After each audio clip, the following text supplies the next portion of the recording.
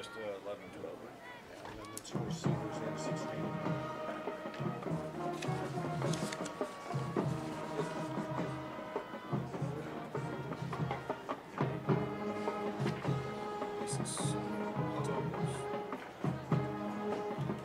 This guy is the star of defense. 32. 50. I know you got Tyler Watt, so I have Vince here. If you need him. Thank you. Well, they're not paying us to not talk. So. Well, some days you get kind of dry. Eglin? Eglin. Everyone buys And you have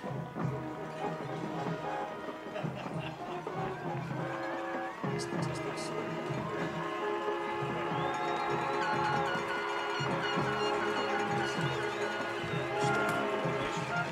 Go ahead and turn the map.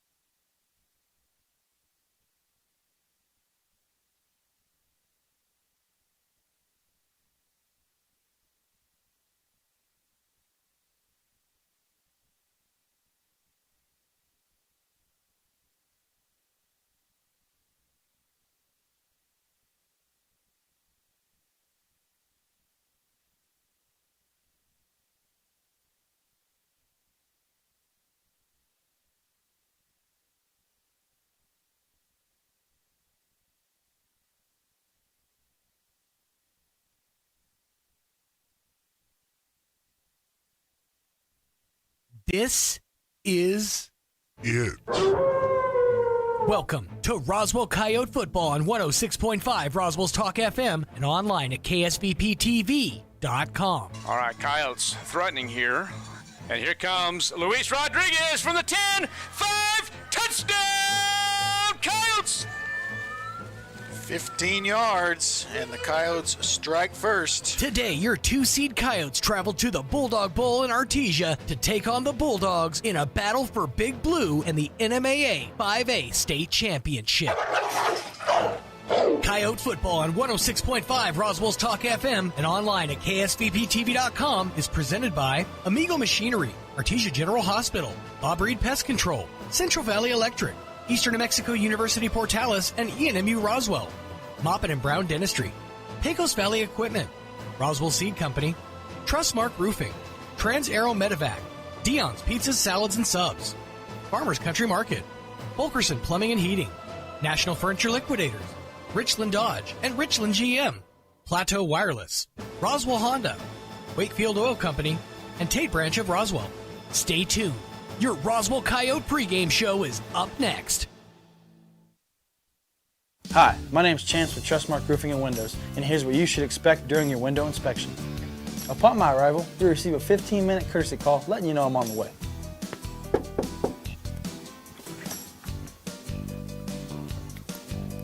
Once I'm in your home, I'm going to be checking for moisture indication, functionality, and any kind of energy efficiency improvements to the inside and outside of your home.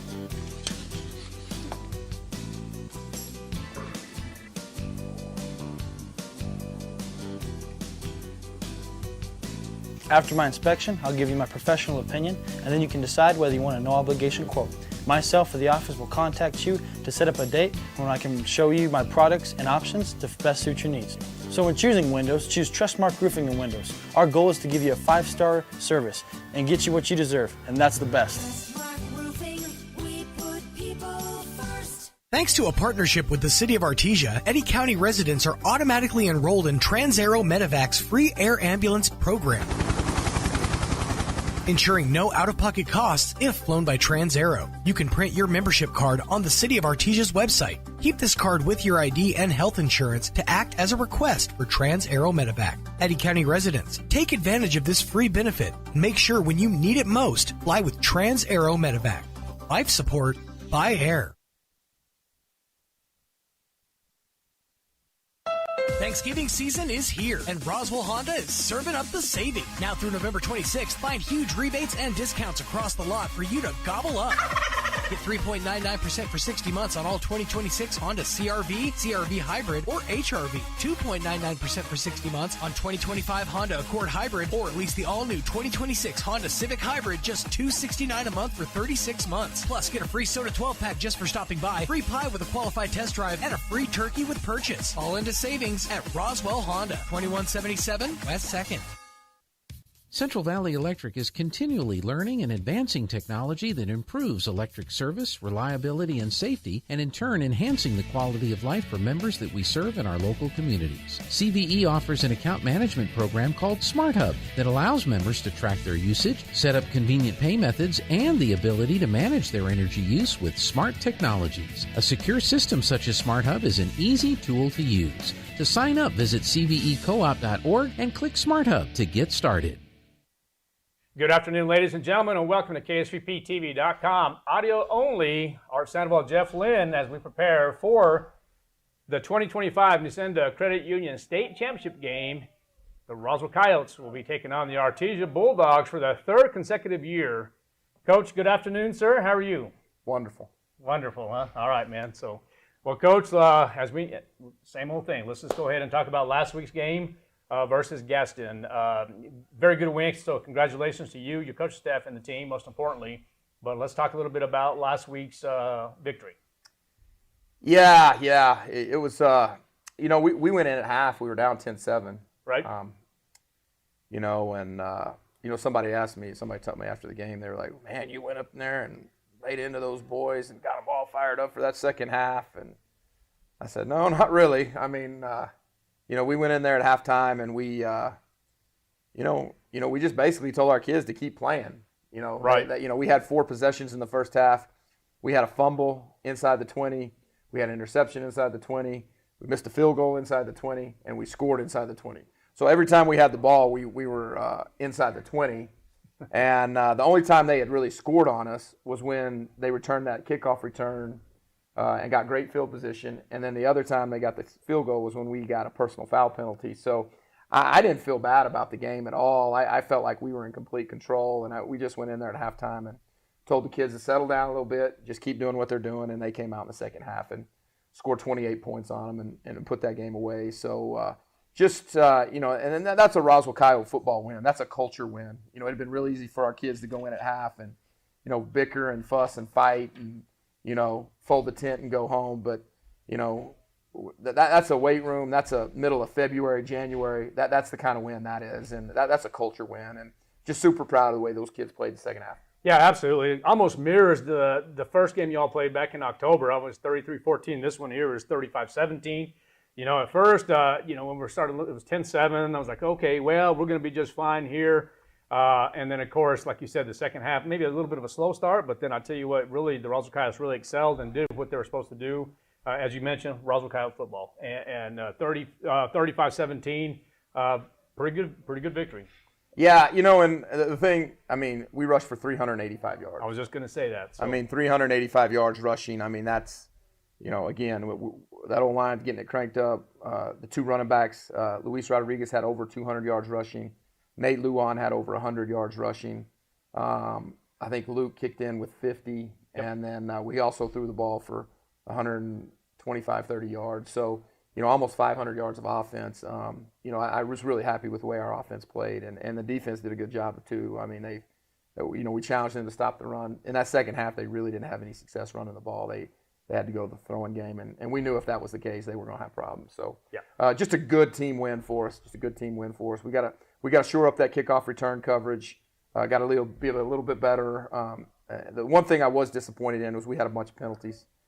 We got to eliminate those penalties this week and do a better job with that. But good team win. And it's like I told the kids at halftime. It's not going to be easy. I mean, this is playoff football. You're not going to go out there and 50-point people, right? You're going to have to, grind. You're going to have to dig deep. You're going to have to, lean on that culture that I talked about to win these games, and they did that. Super proud of them. Yeah, play 4 complete quarters and so forth and so on. And, the Gaston Panthers, I did say congratulations to Coach Fascio for a season well done. I think he did a good job this season, and his kids played well. And so I know you had that mutual respect with him and stuff. So I did. At the end of the game, I said congratulations to the Gaston Panthers for a job well done.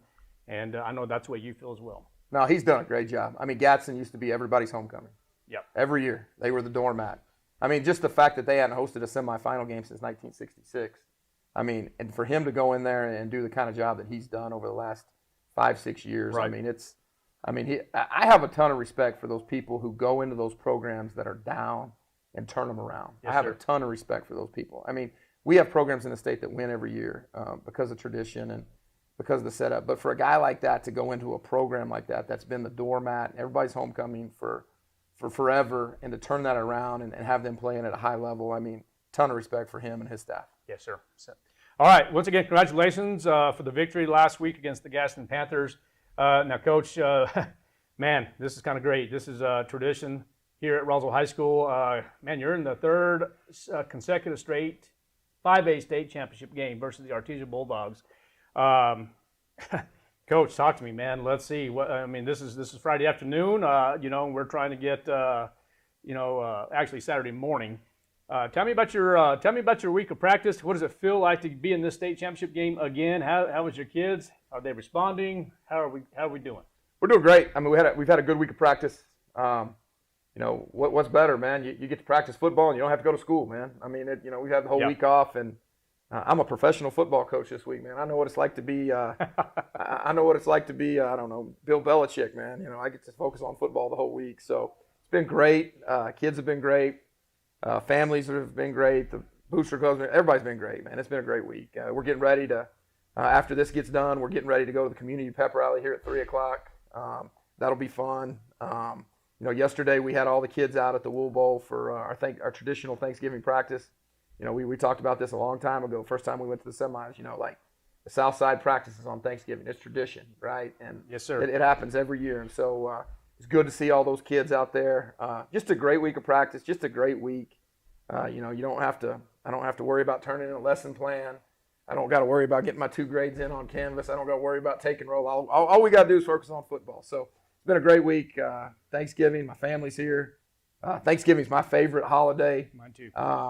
I just love this week, and best week of the year in my book. Yeah, sounds good. All right, Coach. Anything you want to talk about specifically? Like I said, you're in here for the 3rd consecutive year. I know that we're getting ready for the police escort, the Roswell Police Department, the New Mexico State Police, the Sheriff's Office. We're getting ready to take that ride to Artesia once again, and it's kind of a big deal to me. It's a big deal to you. I'm getting pumped up just talking about it. Last year you're getting some chills right now, aren't you? So let's talk a little bit. Is there anything that you want to specifically say? You're in, man. What else you can? This is New Mexico High School football week 15. You made it to the last week of the season. What else can you ask for? No, just super proud of our kids. And we're playing a really good opponent today. There's no secrets. We've played them 4 times already this year. We played them once on the freshman level, 2 times on the JV level. Yes, sir. Once on the varsity level, and so this will be our fifth time, playing Artesia this year. So, and the thing I'll say, we're going to go down to Artesia, we're going to compete with them, but it's great to have this because we're going to go out on that field today, and there's going to be a ton of people there. It's important to both communities, right? And we're going to have a great experience. Yes, the fans are going to have a great experience. The players are going to have a great experience. The officials are going to have a great experience. Everybody's going to have a great experience because there's going to be a ton of people. Half of them are going to be booing us. Half of them are going to be cheering us. right? Like I tell these kids all week, there's not very many things in the world where 5,000 people show up to watch you do them. You know, this is special, and this doesn't happen if Roswell's program's not great and if Artesia's program's not great. You don't get this environment. You know what I'm saying? So I'm grateful and I'm thankful that there's a good program down there that we get to compete against and we get to experience this game with. You know, we're going to go down there and compete. We're going to have fun. We're going to get after them. But at the end of the day, man, like this is going to be a great experience for everybody. And this will be something that these kids remember forever. So super excited, man. Super excited, fired up. You know, it's going to be fun. You know, you're talking about both communities. You're talking about the Artesia Bulldogs and, of course, the Roswell community as well. But, you know, last week in our game, and I sent you a text message saying about, look, we've had about 12,000 views. This week we'll have 50,000 views. And we're going to be nationwide. You know, it's going to be on the NFHS network. You can go to KSVP audio only. You can watch out. You can listen to us. We're going to get ready to rock and roll on this. And so I'm excited. Like you said, it's awfully special for me as well, too, Coach, just being a native of Roswell, a graduate of Roswell High School, a coach of Roswell High School, a teacher, administrator. That's kind of a big deal to me, man. And so, as you know, I'm very passionate about Roswell athletics and your program as well. So, Coach, anything in closing, sir? You want to say anything to? I know it's Thanksgiving. You want to say anything to your family, your friends, nationwide, to anybody? No, I mean, just again, this Thanksgiving week, we got a lot to be thankful for. We've got we got 100 kids in there doing the right thing. We've got a great community, great environment. We got a lot to be thankful for. So win or lose today, man, we got a lot to be thankful for, man. Like I get that coaching is a result-based business, and that it's important to win. But right. I'm just thankful for all these kids and their hard work and their families and their community and in the community at Roswell High. I got a lot to be grateful for, and my family, and just extremely thankful, extremely grateful, and looking forward to tomorrow and what that opportunity brings. And win or lose, I'm gonna show up at work on Monday, and we're gonna get out the off-season forms, and we're gonna start maxing, and we're gonna get on it for next year. So yeah. I hope we win. We've worked hard to win. But win or lose, we're gonna go back to work on Monday, and we're gonna help kids, and we're gonna grow. We're gonna continue to grow this football program. So just excited. You got an opportunity. You really want to experience something special. You might not get a seat. You might have to stand. You know what I'm saying? But yeah. It'll be an experience, and just super grateful, just thankful for Tanner Todd and Art Sandoval and all the administration at Roswell and all the good people over here and all they do to help these kids. Just super grateful and for this opportunity. It's going to be fun. Yes, sir. So all right, well, sounds good, man. Well, let's go ahead and get this closed out. We're just minutes away from kickoff, and let's ready to rock and roll. All right, so ladies and gentlemen, thank you for listening and watching KSVP TV audio only. NFHS will have the game, and it's always a great day to be a Coyote. We'll see you here in just a bit. The holiday season is the perfect time to cozy up with Plateau, because right now, receive a $100 credit when you sign up for True Fiber Internet with Plateau. When you cozy up to True Fiber Internet from Plateau, you'll get reliable, blazing fast speed to stream more, game more, and surf more than ever before. And with a $100 credit when you sign up today, you'll save more too. Call 1-877-PLATEAU or log on to plateautel.com today and cozy up to True Fiber Internet from Plateau. I'm Ben from Roswell Seed Company. And I'm John. We've been helping New Mexico grow since 1898. Seeds, feed, fertilizer, tools, all the good stuff. Basically, if it grows in the dirt, we probably sell it. Or at least argue about how good it'll grow. We're just down on South Main, and we're always happy to help. And hey, we throw in the advice and bad jokes, both equally unlicensed. Go where the pros go. Roswell Seed Company.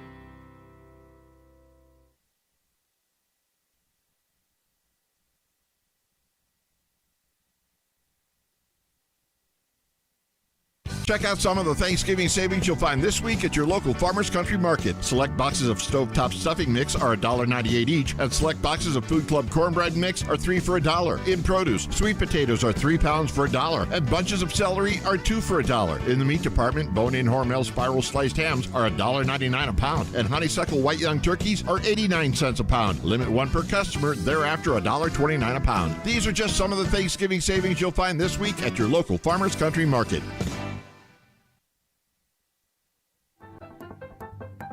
Rio Pecos Medical Associates proudly welcomes Dr. David Fucinari, OBGYN. With advanced training in minimally invasive techniques, Dr. Fucinari is the first in our community to offer robotic surgery for women experiencing heavy or painful periods, pelvic pain, uterine fibroids, and more. Dr. Trevor Miller, Family Practice and Obstetrics, provides prenatal and OB care along with comprehensive primary care for the whole family, including wellness exams, acute visits, chronic disease management, skin procedures, and joint injections. Rio Pecos has expanded care once again by adding pediatrics. We welcome Kim Hansen and Rihanna Shaw, both experienced pediatric nurse practitioners who share our commitment to compassionate, patient-centered care and who have earned the trust of our community over the years. Book your appointment for OBGYN, family practice, or pediatric care online at riopecosmed.com or call 575-622-6322. Rio Pecos Medical Associates, advancing health and wellness for every generation. Welcome back to the Roswell Coyote pregame show. Now time for your Roswell Coyote Player Spotlight. Hello, my name's Alon Renteria. I'm a junior. I'm a right guard. My parents are Bianca and Sergio Renteria. My favorite subject's English. My favorite thing about being a Coyote is getting 1% better every day. My name is CJ Kennard. I am a senior. I play guard. My mom and dad are John and Margaret Kennard. I like auto. My favorite thing about being a Coyote is all the memories I've made. My name is Lucas Englehart. I'm a junior. My position is strong tackle. My parents are Priscilla and Andres Englehart. Favorite subject is science. Favorite thing about being a Coyote is the brotherhood. My name is Emmanuel Sanchez. I am a junior. My position is a tackle, and then my favorite subject is English. And my favorite thing about being a Coyote is all the friends and family I made. My name is Daniel Borrego. I'm a senior. My position is defensive tackle. My parents are Daniel and Carla Borrego. My favorite subject is math.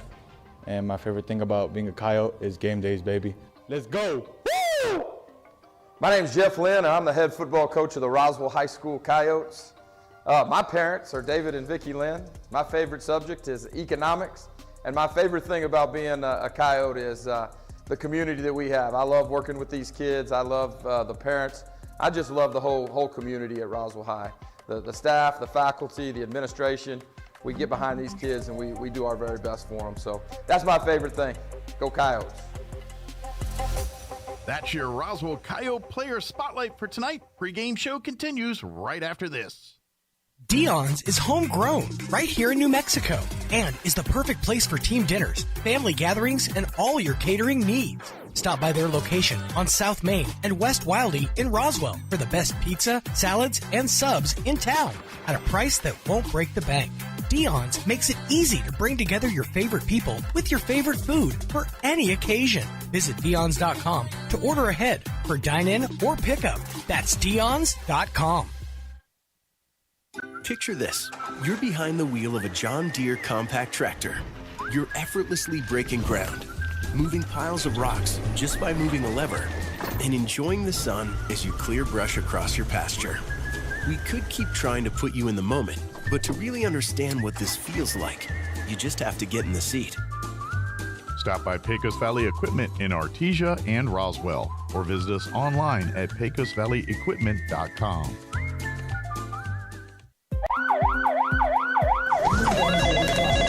In a medical emergency, every second counts. Artesia General Hospital's emergency department is open 24/7, staffed with highly trained professionals ready to provide life-saving care when you need it most. Don't wait.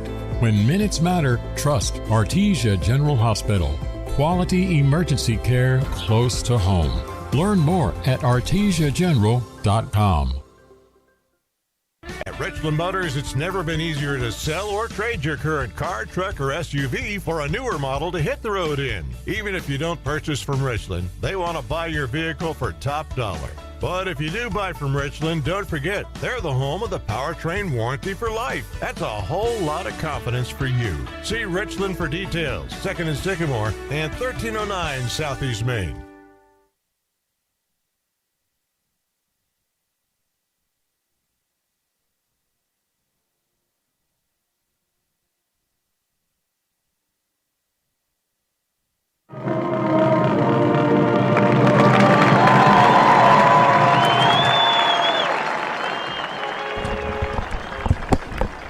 And now, the Artesia High School alma mater.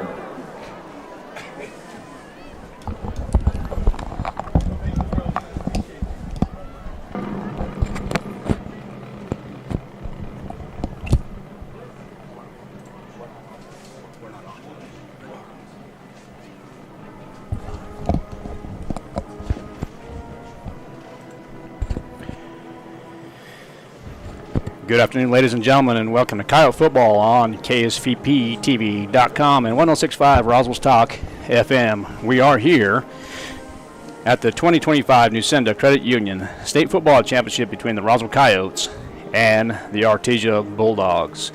Art Sandoval, Kelly McDonald. Coach, good afternoon, sir. How are you? I'm perfect because we have a perfect day for a state championship here at the Bulldog Bowl. It's 69 degrees. There's little to no wind, not going to get above 8 predicted over the course of the ball game. And, you know, packed house, standing room only. What more could you ask for? Well, I'll tell you what, Coach. Look at this stadium right here. Where else? Nice facilities here at the Bulldog Bowl. You have red on the opposite side here. It's a sold-out crowd here in Artesia, New Mexico.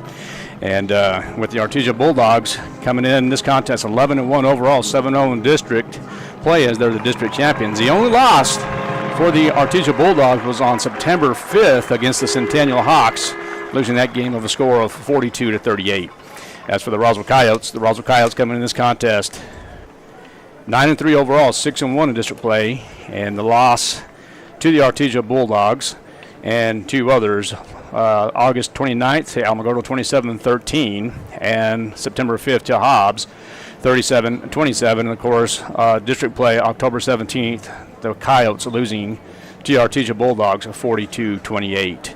Coach, on the way up here, you and I were talking about, predictions, and we were talking about, what we were thinking about what's going to happen throughout this contest here. And, well, I tell you what, it's going to be very exciting. I mean, people have been talking about this, ever since last year's state championship game. Yeah, ever since the championship was over. Right. And maybe even a little before, we were probably mentioning, hey, there's probably going to be these two teams again next year. But, yeah, I mean, this is what most people were predicting. If you take away the bias, I would say almost all people were predicting that these two teams would match up, and they were already talking about how this game, because of who owes who, would be played here at the Bulldog Bowl. Of course, it was played in the Wool Bowl last year.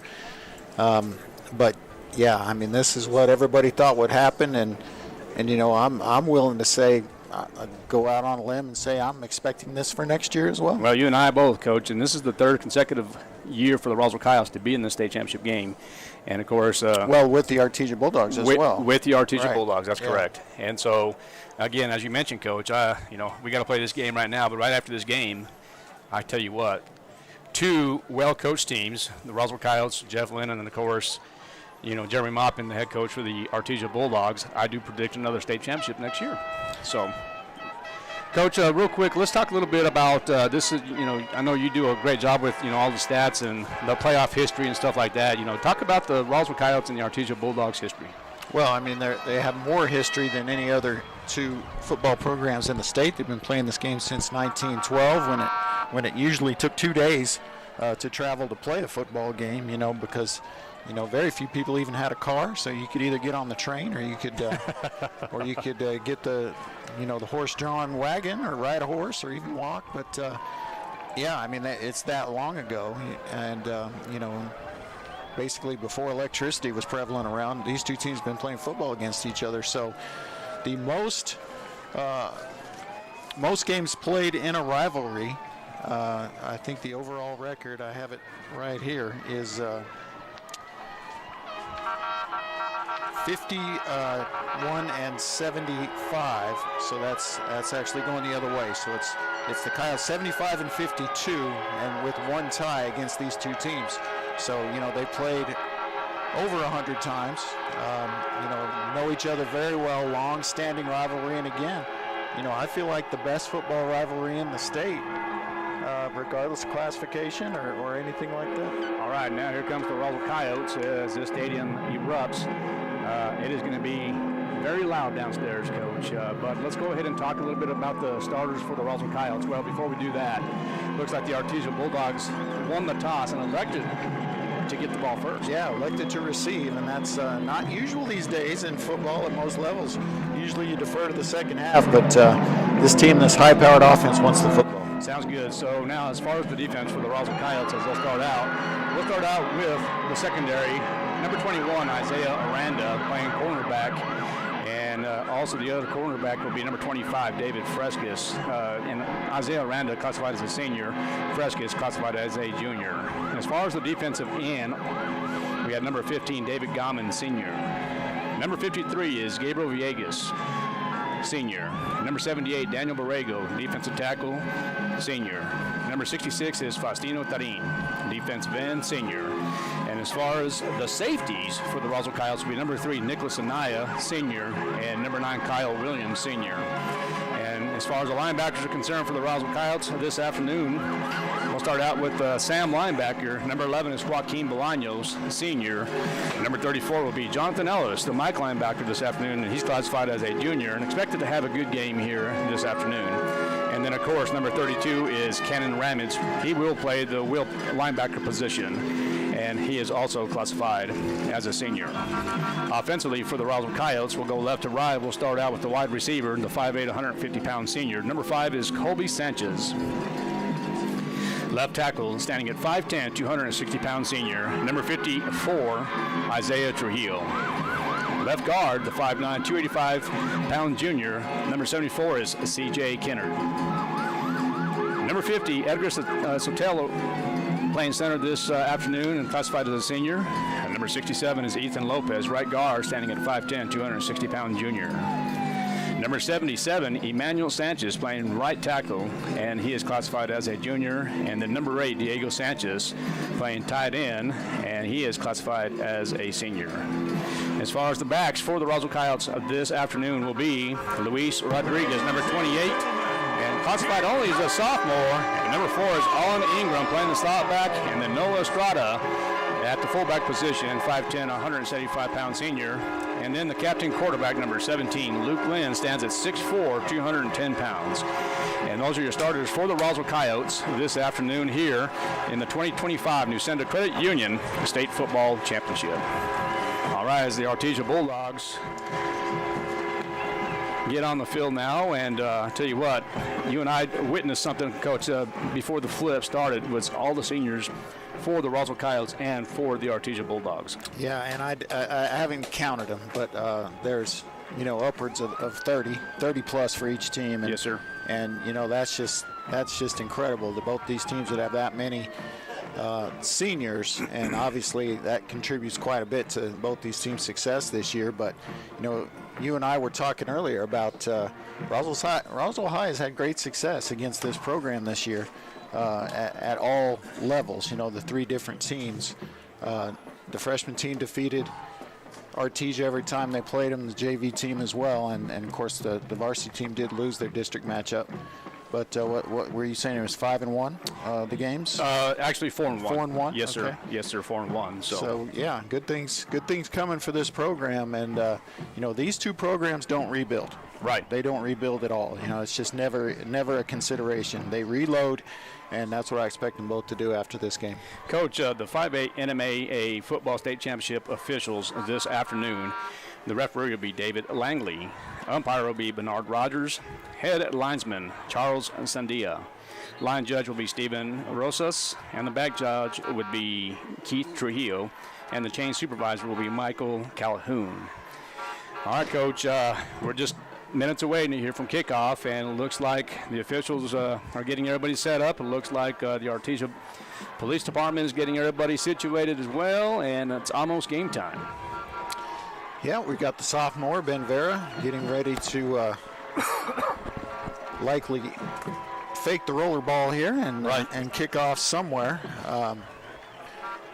We talk about it every time we play the Bulldogs, but they are so good in the third phase of the game, which is special teams, that you always have to be concerned about kicking off to them. And you'll notice their deep returners are all at the 20-yard line. I mean, nobody deeper than that. So, likely one will back up, but they are very dangerous, and it's just really hard know what to do against them. All right, so the Roswell Coyotes and Ben Vera set to kick off here, and we're just seconds away from this 2025 Nusenda Credit Union State Championship game between the Roswell Coyotes and the Artesia Bulldogs. We will do our best to keep you apprised of the other 4 championship games going on across the state. They all start at 1 p.m., so should all be going at once. There's the pop-up. And there it is, and it looks like the Roswell Coyotes will have it on the pop-up.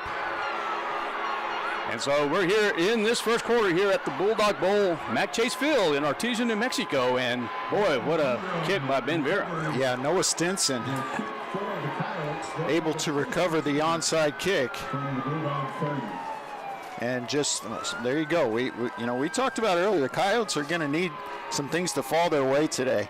You always do when you play in the Bulldog Bowl. You said teams come in here and they're down 21 points at the opening kick. And, I said most teams, maybe not us, but first break here goes the Coyotes. They're going to start at Artesia's 30-yard line. All right, 1st and 10 from the 30 left hash are the Roswell Coyotes. Luke Lynn will be in pistol formation. The senior captain quarterback will await the snap. And we'll hand it off over to Luis Rodriguez, and Rodriguez will go nowhere. Actually, he will lose 2. So it'll be 2nd down, and we'll call it about 12. No gain on the play. And here's the thing, Coach, you and I were talking about this coming up here. I attended practice every day this week for the Roswell Coyotes, and then it was especially special, on Wednesday. They really had a pretty good practice, and I saw a lot of things differently that the Roswell Coyotes did offensively here, as expected. And that the same is going to happen with the Artesia Bulldogs as well. Yeah, Rodriguez did make the line of scrimmage, so we'll be 2nd and 10 here. All right, 2nd and 10, ball on the 30 again. So Luke Lynn, the quarterback here. There's that toss over to the right side, and Rodriguez has some running room. And he is going to be close to a 1st down. Let's see if it's definitely 9 yards for sure, but do you think he got that extra? Gain of 6 on the play. 3rd down. They're going to say it's a gain. It's going to be a 3rd down, and they're going to gain 7. So 3rd down and 3. Ball will be on the 23. So the Coyotes now working from the right hash. Yeah, and I don't anticipate any field goals attempted in this game. So we'll just see. I think this is pretty much 4-down territory, which most things will be 4-down or punt. Well, Coach, and I respectfully disagree with you on that. I do think that the Roswell Coyotes have that ability and the potential to kick field goals as they worked on it all week. Well, I'm sure they did, and I'm not doubting their ability. I don't think it's going to happen. No, I understand. So, all right, it's going to be a 1st down for the Roswell Coyotes as they're working from the 20-yard line and still with the right hash. And one of the things the Coyotes had yesterday at 3 p.m. yesterday, they had a community assembly, which was very, very impressive yesterday. And thank you to Pilar Carrasco and Diana Carrasco for a job well done of organizing the community pep rally. And there's going to be a fake toss. Lynn is in trouble, and he is going to be down, sacked at the 32-yard line. So a big loss for the Roswell Coyotes. Lynn limping a little bit with that right ankle. Something that Lynn probably needs to do is just throw that ball away. Yeah, he needed to throw that right at the sticks at about the 10-yard line and about 10 yards high and out of bounds. He just can't take a 10-yard sack there, so this puts him in trouble here at 2nd and 10. 20. Second and 20, yes, sir. So, all right, here goes Luke Lynn now from the 30-yard line. And there's going to be that draw play, and Luis Rodriguez gets some positive yardage, but it will bring up a 3rd down situation for the Coyotes. Yeah, I thought he'd have 2, but they gave him 1, so it's going to be 3rd and 19. Yeah, 3rd and 19, and just observing Lynn as he is coming back to the huddle, looks like he's limping a little bit.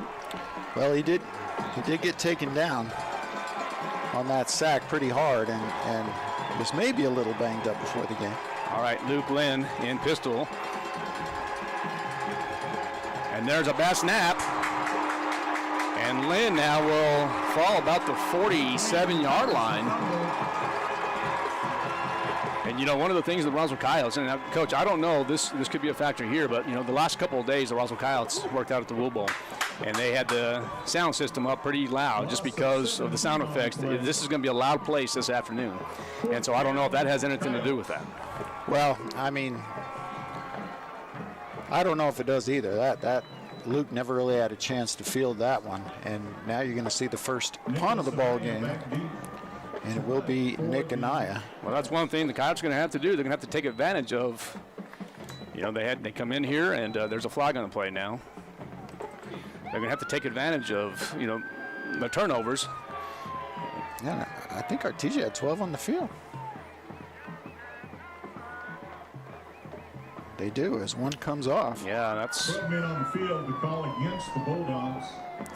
The Coyotes still will be in punt formation as they're punting from about the 42-yard line. So it's going to be 4th and 31. And there is the kick, and it is going to be returnable from about the 6 or 7. And just a swarm of Coyotes will take down the Artesia Bulldogs, and the Coyotes are saying it's a fumble. They are. One official pointed that way, but. So it will be Artesia ball. Yeah, they're going to say he was down before, or they're going to give him forward progress at the 9, I think is probably more accurate. First down, Bulldogs. All right, so here's the thing. Yes, getting some text messages. We are on KSVPTV.com, audio only, and 106.5 Roswell's Talk FM, NFHS will have the game. All right, 0-0 is the score, 8:15 left, and there's going to be the quick pass over to the flat area. And nice defense, and that's number 25 for the Roswell Coyotes. From Derek Warren. David Frescus making the stop. Yeah, Frescus. On the play. Second down. Frescus and Anaya in on the tackle. Frescus there first. Anaya cleans it up. Gain of about 3. All right, so it's going to be at quarterback Derek Warren. This high-powered offense, and another thing too, Coach, and I appreciate your comments on this. Both squads have really done a good job this year, and we hope that regardless of the outcome, we want both squads to play this game effectively, and then of course make it we don't want. How do we say it? We just don't want to blow out. We want to make sure it's competitive. Right. We want a good football game and a competitive game right to the end. I'm okay. I mean, best case scenario for me and both these fan bases is that the game is decided with the last possession of the game. 3rd down and 3 from the 16 are the Artesia Bulldogs. Derek Warren in that pistol formation again, and it looks like there is going to be a flag. The indication by the side judge.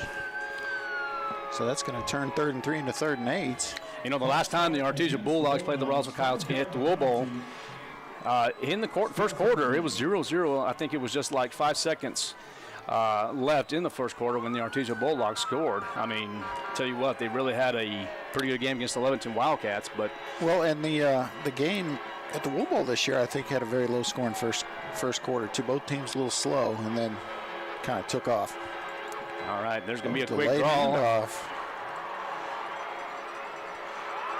And look at that, still on his feet, and that's going to be, I believe that's Bryce Parra. It is. Anaya and Ellis again. And how about a 3 and out for this Coyote defense, partner? Well, that's big. And that's one of the things that Coach Lynn was talking about in the pregame interview as well, too. The defense are going to have to step up. And, right there on that first drive, they did exactly that. Well, they looked great on that, especially the run defense. When you talk about Pata, I mean, he's got 1,200 yards on the season, averages 9 a carry, 17 touchdowns, and he had no room. All right, and there's going to be the kick. It's going to be returnable. Just a nice job by Naya.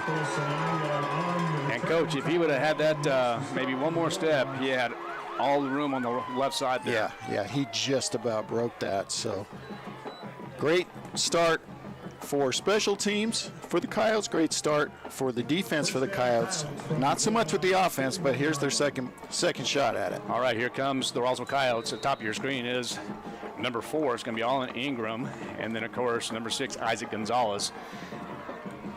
All right, Luke Lynn at quarterback, and there's going to be that draw play again, and has some running room is Luis Rodriguez, and probably gain of definitely 8 for sure. Let's see what the official spot is. Yeah, I'm ready to give him 8. 8 on the play.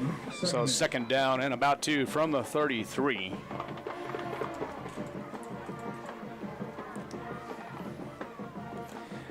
You know, I'm kind of curious, you know, just like I said earlier, that, you know, Coyotes are going to utilize the running game here in this first quarter quite a bit. It looks like that's going to happen. Agreed. All right, well, there's that fake toss, and Lynn over to Isaac Gonzalez for the catch, and a Coyote first down. Luke Lynn's pass complete to Kobe Sanchez. And I'll tell you what, Luke Lynn really did his job, sold the fake, and just Luke Lynn 6'4", put the ball right on the money to Isaac Gonzalez. How many yards on that? Looked like that's going to be 14. All right, so first down for the Roswell Coyotes. Working from the 21-yard line, right hash. Score is 0-0 here from the Bulldog Bowl. 5:17 left here in quarter 1. And there's going to be the toss over to Nathaniel Lujan. Lujan on his feet and finally out of bounds. Lujan on the carry. Corbin Dominguez making the stop for the Bulldogs. It's going to be close to first down. Oh, no. I'm going to say he stepped out. Yeah, I'm going to say they're going to give him the first down? No.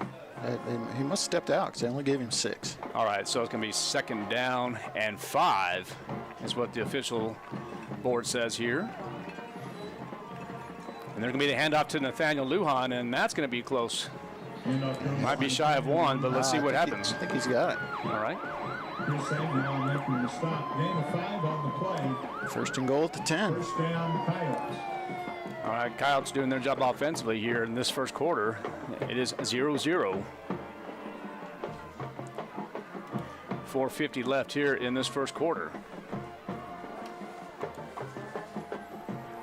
All right, Luke Lynn still in that pistol formation. We'll put Noah Estrada in motion as there's that tight trips. And Luis Rodriguez on his feet, and he's going to be close. Luis Rodriguez on the carry. And he might be down on the 1-yard line. Julian Baez.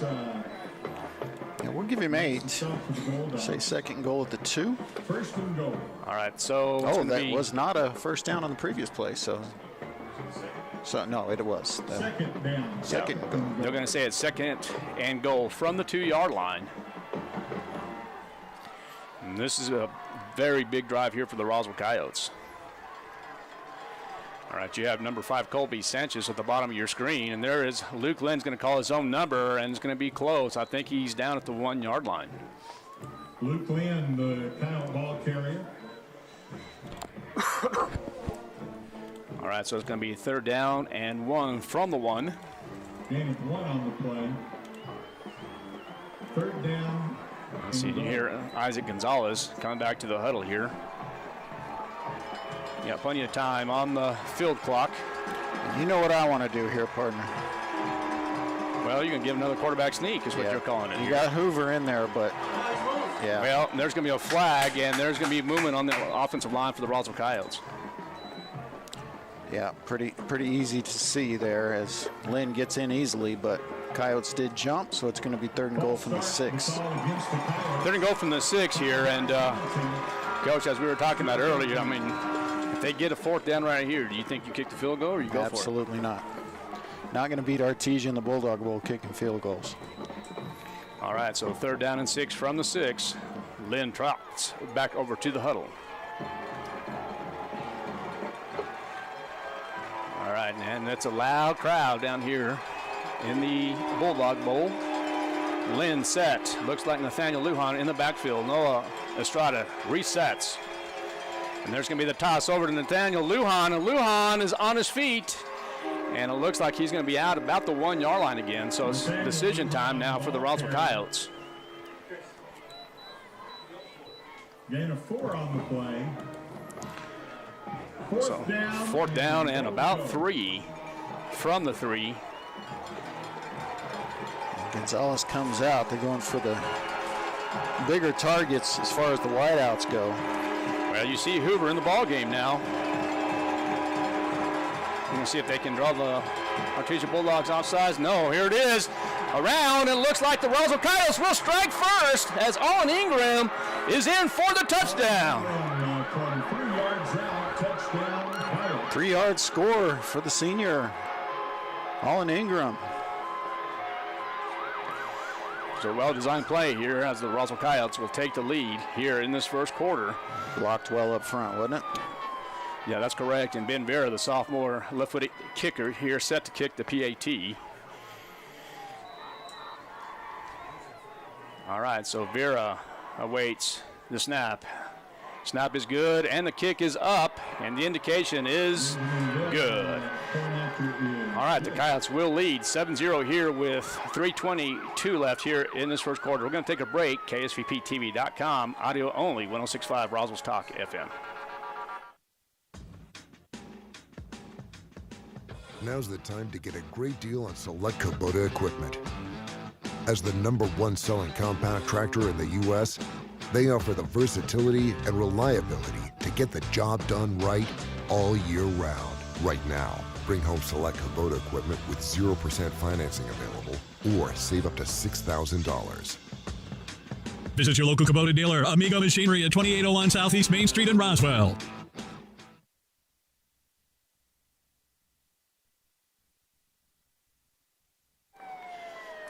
All right, welcome back to the Bulldog Bowl. We are here in the 2025 Nusenda Credit Union State Football Championship game between the Artesia Bulldogs and the Roswell Coyotes. Owen Ingram gets in the end zone from 3 yards out, and the point after touchdown is good. 7-0 in favor of the Roswell Coyotes. And, Coach, pretty impressive on that second drive? Well, absolutely. I mean, just showing that, that they're not going to let that first drive affect them. But I'll tell you what's so much more important for Roswell to score first in this game, just so they don't let that doubt creep in. It's hard enough to play here under any circumstances, but you get down a score or two here, and it could be all over. So this is about as good as you could expect to start for the Coyotes. All right, 7-0 is the score. 3:22 left here in this first quarter, and of course there's that pop-up kick again, and it's going to be returnable. And one of the things you're going to have to understand, Coach, and you understand this, but the Roswell Coyotes, this high-powered offense of the Artesia Bulldogs, they can make something happen quickly. Yeah, and, when you pop up kicks like that, obviously good things can happen, as what happened on the opening kickoff, but the downside of that is that you usually give up field position, but Coach Lynn's okay with it. I personally am okay with it as well, just because you take the big return basically out of the equation. All right, 1st and 10 for the Artesia Bulldogs. Derek Warren, the quarterback, will hand that off. And Potta's going nowhere. Oh, there's going to be a flag on the Coyotes. Might be a personal foul. Daniel Borrego brings him down. Penalty marker on the play. Cannon Ramage was the one that made that happen. They gave credit to the public address, gave credit to Janot maybe, but that was all Cannon Ramage. Well, Coach, did you see, was there something that was, I didn't see it? I didn't see it either. It is a personal foul against the Coyotes, so it's going to be 15 yards and automatic first down in Coyote territory. It's going to be around the 45, maybe the 46.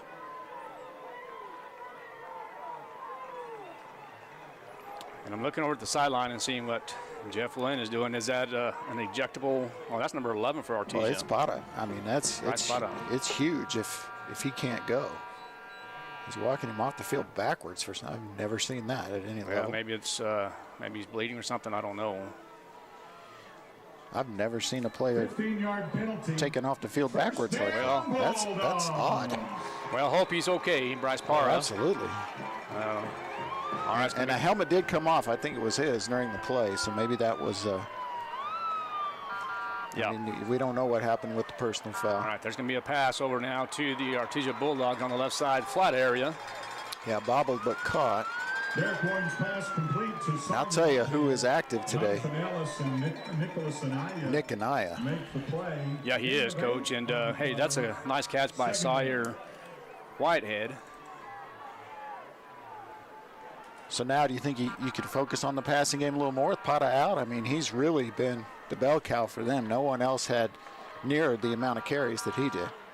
Well, and that's exactly what they're going to be doing right now. And, you know, the high-powered offense of the Artesia Bulldogs, that's what, in my opinion, Artesia is known for, is the passing attack anyway. So, and here's the thing, too. You got to play 4 quarters of complete football in order to beat these Artesia Bulldogs. I mean, the Coyotes lead 7-0 right now, but with the Artesia Bulldogs moving and that personal foul, the Coyotes defense is going to have to step up here. Artesia now is 1st and 10 from the 25-yard line as the Artesia Bulldogs are threatening. There's Quas to the bottom of your screen. And they're going to try to go to the end zone. No, in trouble. And they're going to throw that out, and that's going to be incomplete. Yeah, good coverage there by Kyle Williams, who is with him all the way. Good pressure. That's, you know, a lot of that is on the defensive secondary, all over the receivers. He wanted to go to the end zone initially and just did not see anywhere he thought he could put the football. I'm looking for Pata on the sideline. I don't see him. Well, and I don't see him either. I'm trying to. No one went to the locker room. Yeah, maybe he just could just be standing amongst the 90 or so Bulldogs on the sideline. All right, you got Quads at the bottom of your screen again, and there is Derek Warren going to go to the end zone, and that's going to be caught. Yeah, but that's out of bounds. Yeah. Pass intended for Trent Eglin. And more good coverage. In fact, I thought there was a chance that maybe could be intercepted. Eglin went up and got it, but it was thrown too wide by Warren, and that will bring up 3rd and long. Well, I'm trying to see who the defender was. I think that's Isaiah Aranda, and that's great defense by Isaiah. And Joaquin Bolaño's trying to get the Coyote faithful over there on the east side fired up, and he does just that. That's going to be 3rd down and 10. Ball from the 25-yard line. Same offense here. It's going to be empty set. Quash to the bottom of your screen. And there is going to be Derek Warren. He's going to take him south, in trouble, still on his feet. It's going to be short. It's going to bring up a 4th and about 3. Well, and I don't see the Bulldogs kicking a field goal. I think you go for it here on 4th down. 4th down, Bulldogs. It's what I would expect. You got 3 substitutions coming in for Roswell. All right, so it's going to be 4th down and 3. Ball from the 18-yard line. And Derek Warren, the quarterback for the Artesia Bulldogs, is going to have his ball batted down, and it's going to be a turnover on downs. And how about Cannon Ramage getting up there and knocking that ball down? Well, you and I were also talking about, I don't know if it was Cannon Ramage or if it was somebody. I was thinking maybe on the defensive side that didn't play against the Artesia Bulldogs last time. Oh, yeah, I'll go back and look at that. I think it was Jonathan Ellis. I'm not certain of that, but you have the statistics on it. So the turnover, first of the game, well, I guess the opening kickoff was a turnover as well. So here's the 3rd drive of the game here for the Roswell Coyotes. We are here in the first quarter 7-0 in favor of the Roswell Coyotes. A minute 5 seconds left here in this first quarter. The quarterback is Luke Lynn. And it looks like Luis Rodriguez in the backfield. And there's going to be the toss over to the left side. And Rodriguez with some running room and will be taken out of bounds. Driven out of bounds by Julian Baeza. Pick up about 7 there. Tackled by Baeza for the Artesia Bulldogs. Gain of 8 on the play. So they're going to say 2nd down and about 2. So gain of 8 for Luis Rodriguez. 42 seconds left here in this first quarter.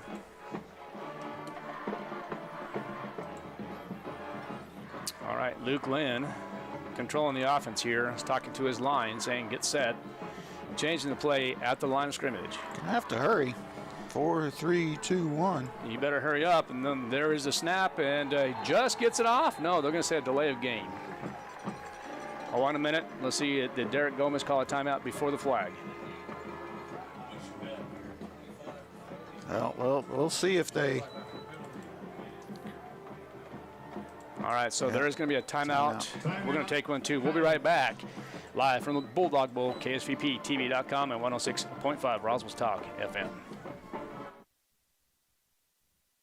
Ready, set, hurry on down to Tate Branch Roswell, where we finish first. Experience the Tate Branch difference here at Tate Branch Roswell, where business is done the Tate Branch way with honesty and integrity to deliver an exceptional customer experience. We have a huge selection of pre-owned cars, trucks, and SUVs that are priced to move and are backed with a lifetime powertrain warranty. It's all backed by friendly hometown customer service that puts you first every time. So don't wait. Head on down to Tate Branch Roswell right here at 2000 West 2nd Street and drive home happy today. Tate Branch Roswell. Come experience the world-class experience you have been waiting for.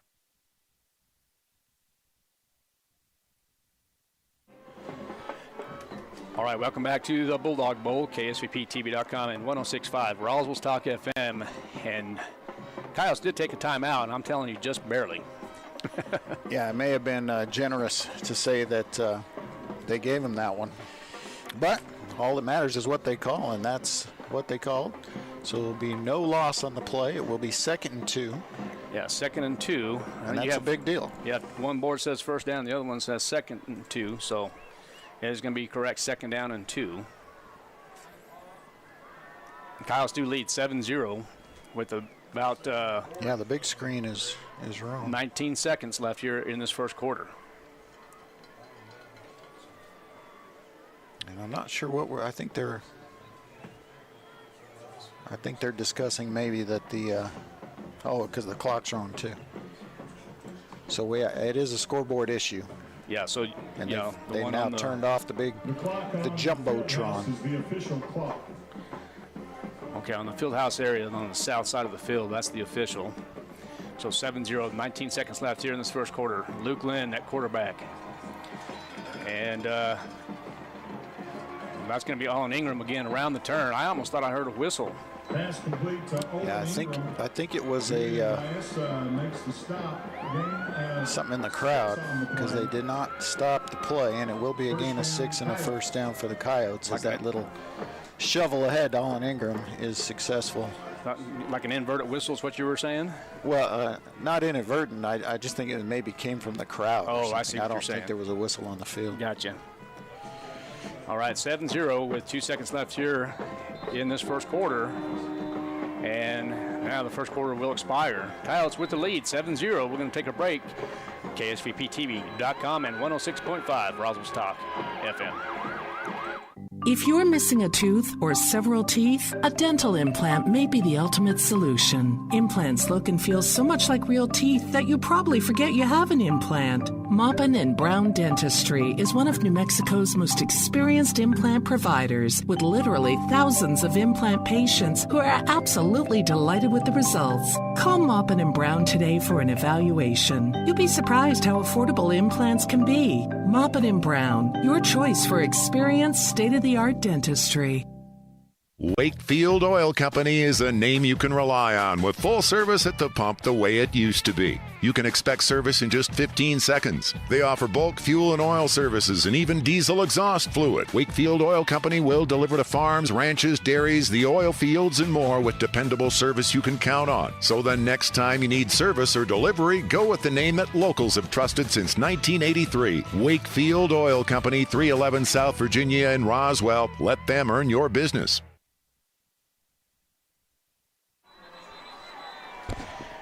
All right, welcome back to the Bulldog Bowl. And as the first quarter expires, Coyotes with the lead 7-0. And with the ball now, it's going to be 1st and 10 from the 31 left hash.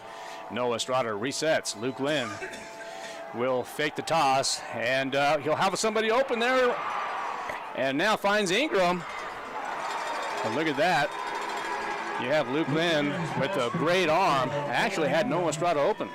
Yeah, but had no window, had no opportunity to get that pass off because of the pass rush. They are going to have a completed pass to Ingram, but for no yards. So much better than a sack, much better than a interception on a tipped ball or something. I like what Luke did there, but he's going to have a little more time to throw it because he did have a wide open Estrada. 2nd down and 10 as We are here in the second quarter. And there's going to be the handoff over to Rodriguez. Yeah, nothing. Yeah, no gain. Luis Rodriguez. Artesia's done a pretty good job with Luis because he does average about 10 a carry, and that's the third.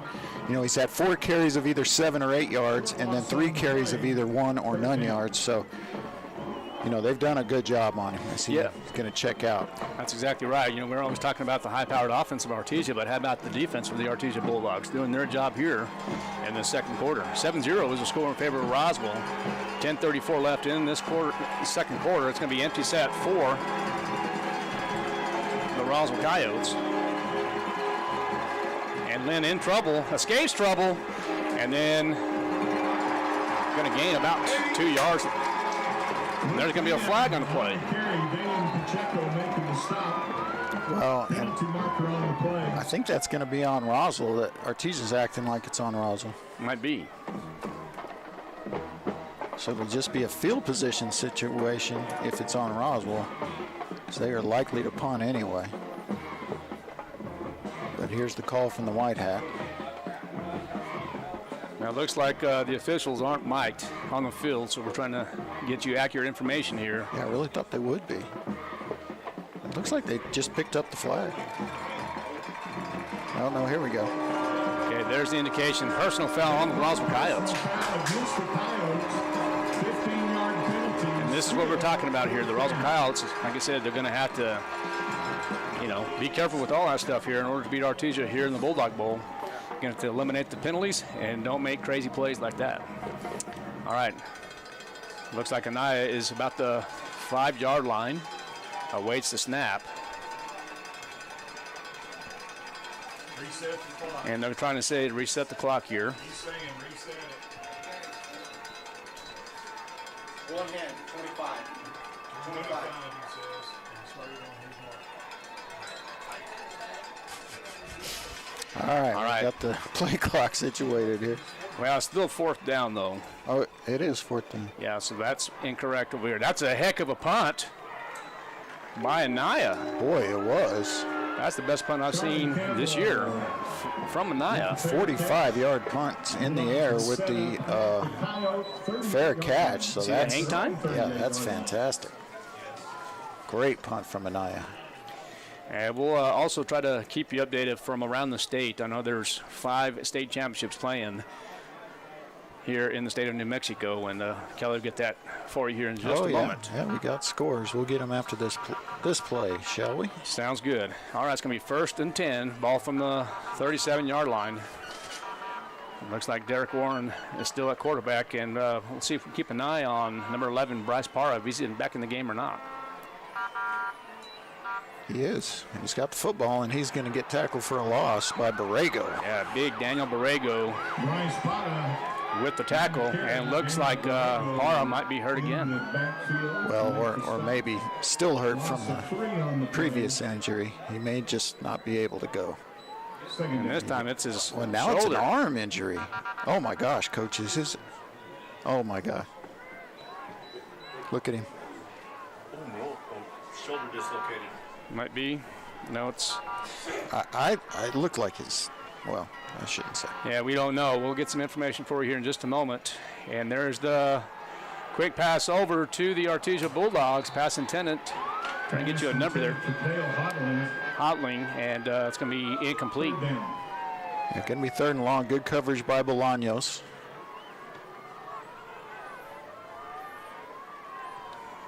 And Coach, this is 2 injuries to Pata. They're trying to get it. It looks like a shoulder injury from this angle here. It looks like they're trying to put it in. Well, I hope it is, because it's not the injury I thought it was. Well, yeah, hopefully he's okay. 3rd down and 13 from the 36. The quarterback is Derek Warren. And Warren dropping back to pass. In trouble and gets hit hard. I'm going to say he did get rid of it. And it's an incomplete. That was close. Pass. Huge blitz off the right side, and Warren just never saw it coming. If he waits another 1/3 of a second there, right, that ball's probably out. 4th down and 13 for the Bulldogs. And who was the Coyote that? I think it was Ellis, but I'm not sure. Yeah, that's what I thought too. And I'm getting that information for you, Coach, going down on the sideline here, but nothing as of yet. So 4th down and 13. Punt formation forward, the Artesia Bulldogs, and looks like there's a flag. And it's going to be on the Artesia Bulldogs. Against the Bulldogs. So delay of game. And we'll push the Artesia Bulldogs back. So a really good chance for good field position here. You know, even without a good return, you're going to have pretty good field position, the Coyotes are. But how about this Coyote defense to start the game? And there's the punt. And it looks like Anaya is just going to get away from it, as he should. Yeah, but that's a great punt. And it's going to take a Bulldog bounce, and there's another flag on the south side of the field. Ball is down at the 13-yard And that line. is potentially disastrous for Roswell.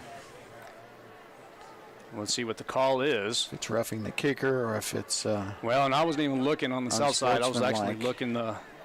Yeah, we got to do a better job or hire a spotter because. Yeah, well, it appears that it's on the Coyotes.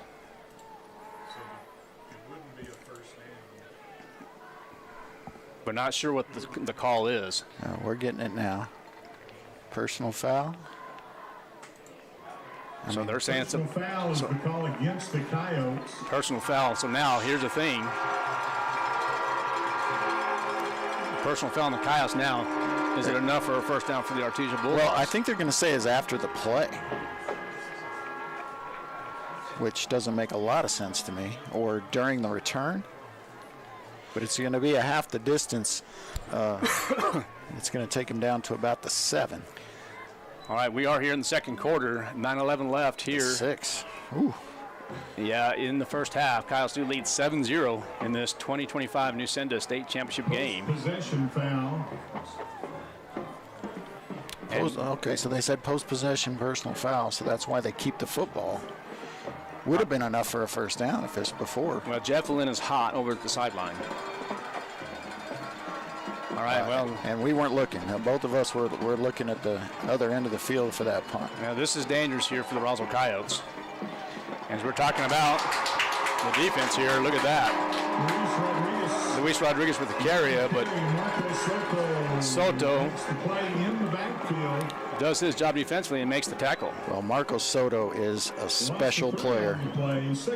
Loss of 2 or 3. They said 3. I'm going to just say 2. But Soto is the real deal. I'll give you his numbers here. They're kind of ridiculous. How about 105 tackles on the season for 10.5 average per game? All right, Luke Lynn is going to be working from the end zone. It's 2nd and 13. You have to have a good snap here and has to get rid of it. Get rid of it, and there it is. He's going to take a shot, and it's going to be caught. Wow.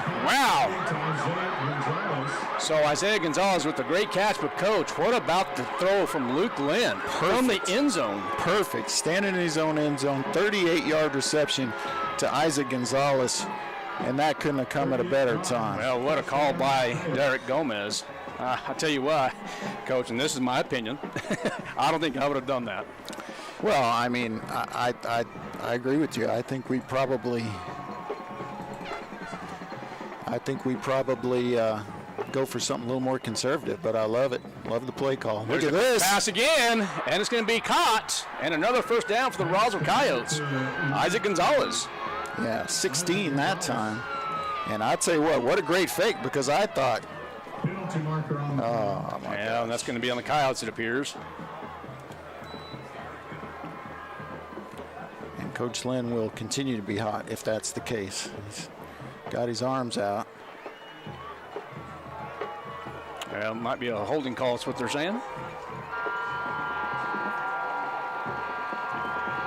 Yeah, and their sideline official is escorting Coach Lynn back over to the sideline. That's going to be a 10-yard penalty is what they're saying. downfield. So they're saying an illegal man downfield. Boy, that was a quick pass. How do you get downfield? First down. Oh boy. Well, let's not try to do too much out here, fellas. Let's just do your job. Yeah, do what you're supposed to do. All right, 7-0 is the score in favor of the Roswell Coyotes. It's going to be 2nd and 15 now. That was a quick pass. I don't know how that worked out. But look at that. Nathaniel Lujan on his feet and might get back to the original line of scrimmage. Carry Miguel Soto and Ben Pacheco make the stop. All right. I just don't know how you have an ineligible man downfield. Yeah, that I don't know how you get downfield, a lineman. Yeah, I'd be curious to watch that one in film. All right, so 2nd down and 9 for the Roswell Coyotes. Yeah, the scoreboard had 2nd and 15, but it was 1st and 15. Okay, so there's motion now, and there is going to be a. Well, the snap was there. I think it just hit Lynn, and Lynn just kind of just misplayed it. Yeah, he just bobbled it. I mean, the snap wasn't bad. Luke's going to have to take a -1 on that one. They're going to give him credit for the sack, is what you're saying? No, I think once he took off as a runner there that, well, no, I guess that is a sack. Yeah. 3rd down, Coyotes. So 3rd and 11 for the Roswell Coyotes. And I'm telling you right now, Coach, we're always, like I said it before, Artesia has a high-powered offense, but I'm very impressed with the defense of the Artesia Bulldogs right now. Yeah, because they've been put in some tough situations field position-wise, and they have just given up the 1 score to Roswell. Empty set now for the Coyotes. Lynn in trouble, and he is going to throw it, and it's going to be caught. And they're going to say it's going to be a completed pass. 1st down to Colby Sanchez, and it will be enough for the 1st down. About 14 yards, so great job. That was all Luke Lynn. I mean, Colby made a nice catch, don't get me wrong, but that was all Luke.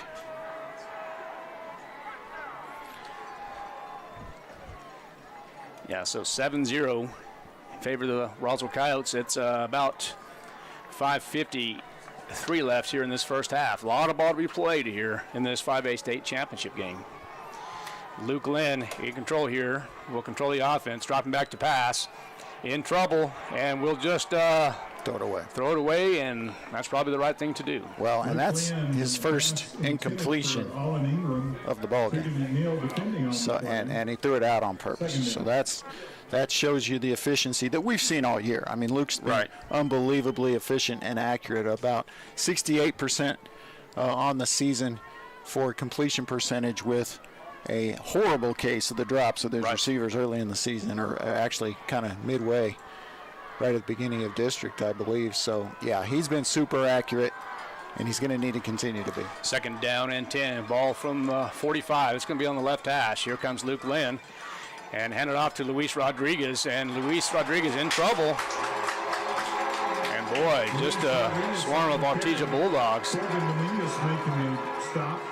Yeah, are they going to give him the line of scrimmage? Looks like there's going to be a no gain.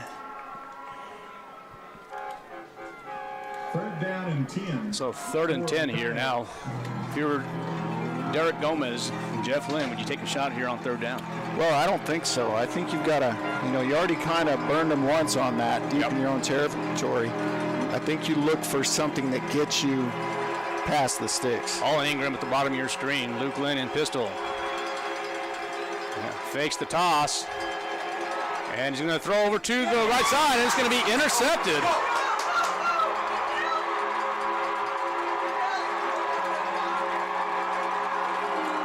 And still on his feet. Pass interception by Ismael Villa. 1st down. So Villa will get the interception. Tackle made by Noah Estrada, but that's the last guy you want making tackles, because he just plays offense. So the defense, on the defensive side for the Artesia Bulldogs, doing their job with the interception.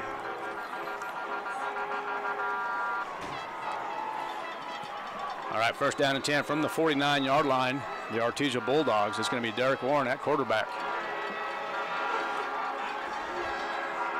And there's going to be the quick pass. It's going to be caught by Fuentes. Now here's the thing right here. I mean, the defense makes a great play, turns the Roswell Coyotes turn the ball over. Now you don't want that for the Artesia Bulldogs. That gives them a little bit of momentum. So let's see if the defense for the Roswell Coyotes can stop the Artesia Bulldogs once again. Yeah, this possession is big because the Coyotes weren't ready. They snap it quick. Can they burn them? Oh, and there's going to be a shot taken to the end zone. And I tell you what, Aranda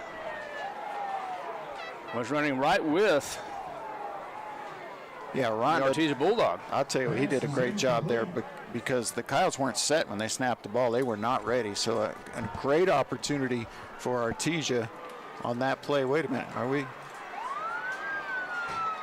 Well, is there a flag on? No, okay. Yeah, they just didn't know where to spot the ball. All right, 3rd down and 6 from the 45. 3-man front defensively for the Roswell Coyotes. And Warren will throw it to the right side, and that's going to be incomplete. Looks like that was short, Coach.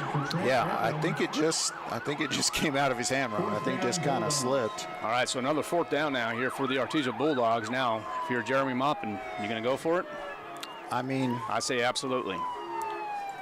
I certainly don't say absolutely. I think it will, but I tell you what, you got to be tempted to have it just be a one-score game. If you don't get this and Roswell scores, they could be up 2 scores and then get the second half kickoff. I mean, that, to me, this is very high risk, low reward. Well, this Artesia offense, I'm telling you, they're very dangerous. And, it doesn't matter if it's 4th down and 6 or what. They will go to the end zone. All right, there's going to be the pass over, and that's going to be great defense by the Roswell Coyotes and Aranda. Yeah. So another turnover on downs. Yeah, it was Frescas actually, but Frescas, I beg your pardon. And that's the risk you run there. I mean, golly, if Roswell can somehow score in these last 4 minutes and then get the second half kickoff, my goodness. To me, that's too high risk, too low reward. Yeah. But, you got to trust your high-powered offense. This is one of the more prolific offenses in the state, regardless of class. And boy, I believe in trusting them, but man, that's a lot. That's a lot to risk in that situation. 1st down and 10 for the Roswell Coyotes from the 45. We'll call that the right hash. Now let's see if Lynn can rebound from the interception here. And there's a bad snap, and Lynn in trouble. And for some reason, it looks like having some trouble offensively from the center position. Yeah, he's just having a little trouble. And again, I don't think that was a bad snap. I think he's just having a little trouble gripping it. Well, to me, it looked like it was down a little bit, but anyway, it needs to be cleaned up. It wasn't a perfect snap. You're right. It needs to be cleaned up. So 2nd down and 9. They're going to give Lynn 1 yard.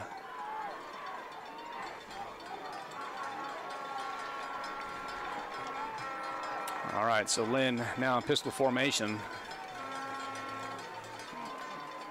And there is the handoff to Luis Rodriguez, and he's on his feet, and he's going to be short. Well, I don't know. It's going to be close. Yeah, I think it's going to be about maybe a yard or 2 short. Yeah. So give him 7. All right, so +7 for Luis Rodriguez. They're going to call it 3rd down and 2 from the 47-yard line. Coyotes with the lead, 7-0. Under 3 minutes left in the first half. Some scores around the state. Bloomfield 14, St. Pius 7. Texaco up 14-0 on Eunice. Upset brewing for Dexter as they lead St. Mike's 14-0. And Las Cruces in Cleveland 7-7 in the 2nd quarter. All right, we're going to take a break as the Coyotes call a timeout. KSVPTV.com and 106.5 Roswell's Talk FM. Held over Saturday 10 a.m. to 8 p.m. and Sunday noon to 6. It's half off everything. Save 50% on every single item in our multi-million-dollar inventory. 50% off everything plus great financing options regardless of your credit with up to 60 months interest-free. Held over 2 days with half off everything at National Furniture Liquidators. When it comes to value, quality, and selection, nobody beats Shorty.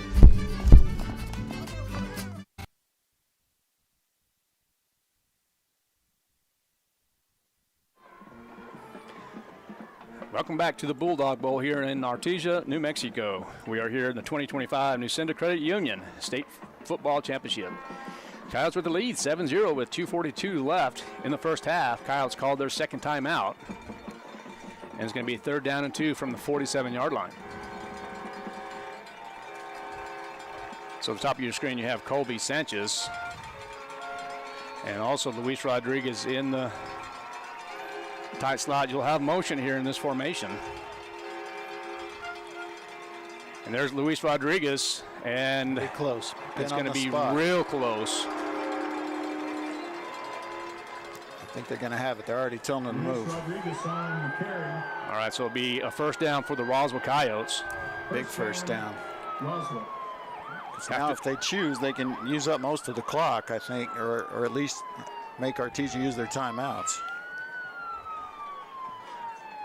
In this low-scoring ball game, 7-0 Roswell. I'm not sure many people would have predicted that for 2.5 minutes left in the first half. 1st and 10 from the 45, left hash. Luke Lynn here will go a quick pass, and it's going to be a great catch by Colby Sanchez. But I'm going to tell you what, that was almost intercepted. Well, I mean, it was just a dart, an absolute dart thrown by Luke Lynn, and a good catch. Was it? So it's going to be +9 for the Roswell Coyotes, and it was Colby Sanchez. Okay. Yes, sir. So 2nd and 1 now for Roswell. The clock continues to move. Yeah, under 2 minutes it's a minute 45 seconds left in the first half. Lynn dropping back to pass, and there's going to be a flag, and it's going to be, we're going to call it on Artesia. Well, he motioned for procedure. So right. I think he probably just pointed the wrong way. Yeah. I think this is going against Roswell. I agree. Illegal procedure. That's correct. So it's going to be illegal procedure on the Roswell Coyotes. So they'll move that back.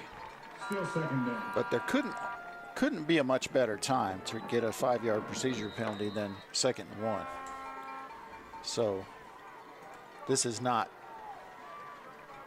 terrible or that hard to overcome, but it does make it a little more difficult. 2nd and 6 now, and there's going to be the fake toss. Luke Lynn going to the left side, in trouble, gets hit hard and throws, and it's going to be caught.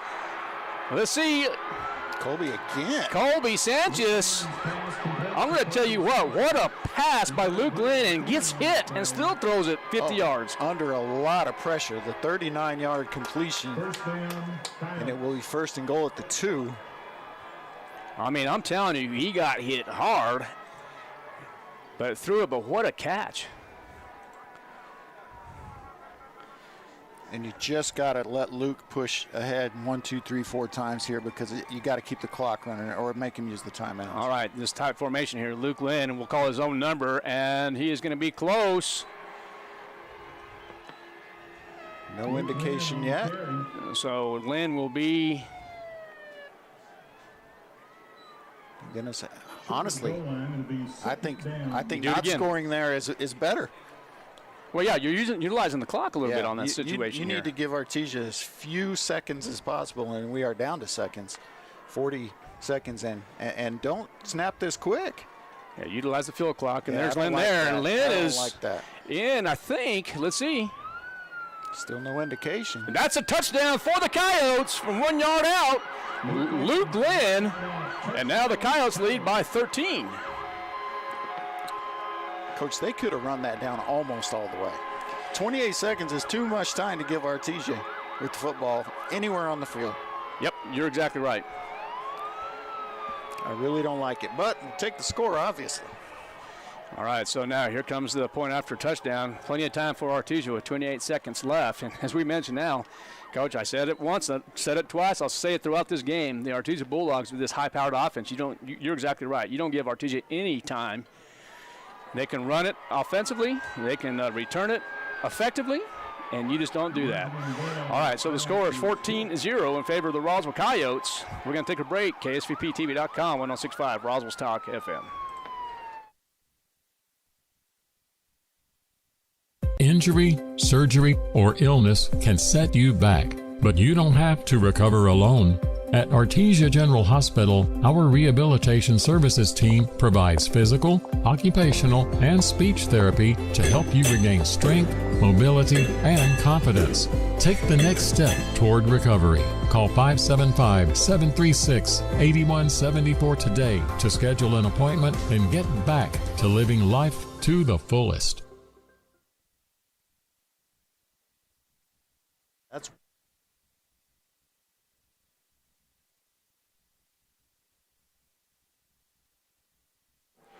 Welcome back to the Bulldog Bowl, KSVPTV.com, 106.5 Roswell's Talk FM. 28 seconds left, and there's plenty of time for these Artesia Bulldogs here in this 5A state championship. Now, Coach, if you're the Roswell Coyotes, you kick it out of bounds. And there's a flag on the sideline here, and that's on the Roswell Coyotes again.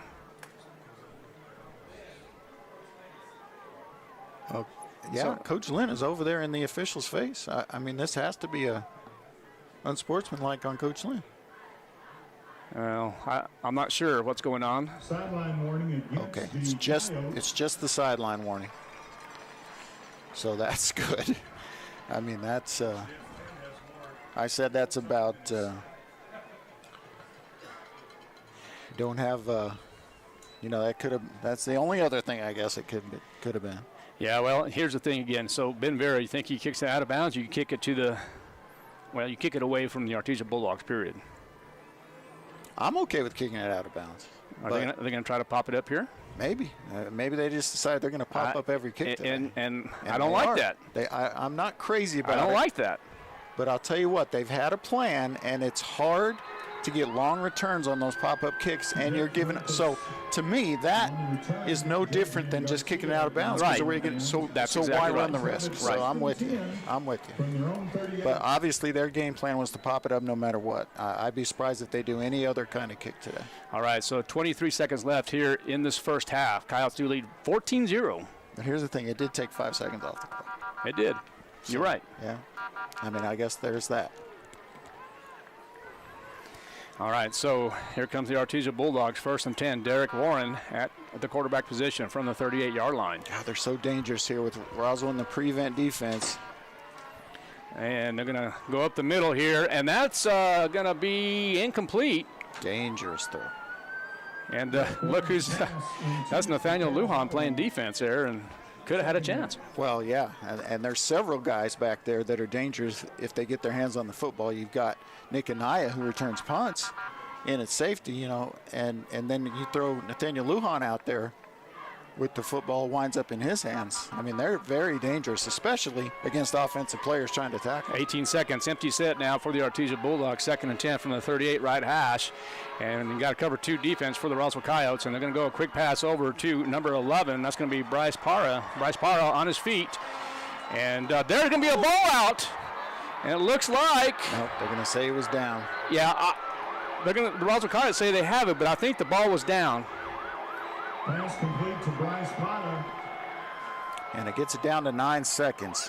See, that's where Artesia is so dangerous against the prevent defense, because they're so good in the open field.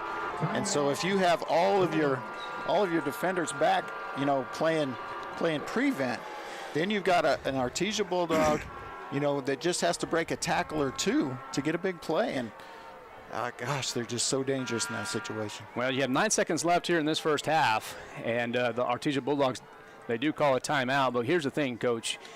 Still with 9 seconds, they're still great field position now for the Artesia Bulldogs. 1st and 10 from the 44. Now, if you're Jeff Lynn and his defense, what are you talking to him about right now? Well, just kind of what I just said. I mean, you really have to make good fundamental tackles, keep people in front of you.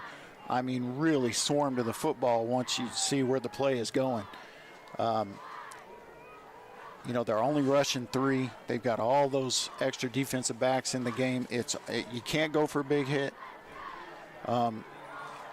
Really, you don't have much business going for an interception. I mean, you need to play fundamental defense here. Keep your man in front of you, keep the football in front of you. Well, right here, this is where Artesia's dangerous. Derek Warren will throw it to the end zone with 9 seconds. Yeah, they probably just have time for two plays here. All right, let's see what they'll do here with the quick pass, and it's going to be caught. by number 88. I think that's Jack Byers. And the clock did not run at all. Gain of 8 on the play. So the game clock did not start until after he was out of bounds. Wow. It was at 9. There's no way that play only takes 1 second. That's a little Bulldog Bowl for you. Wow.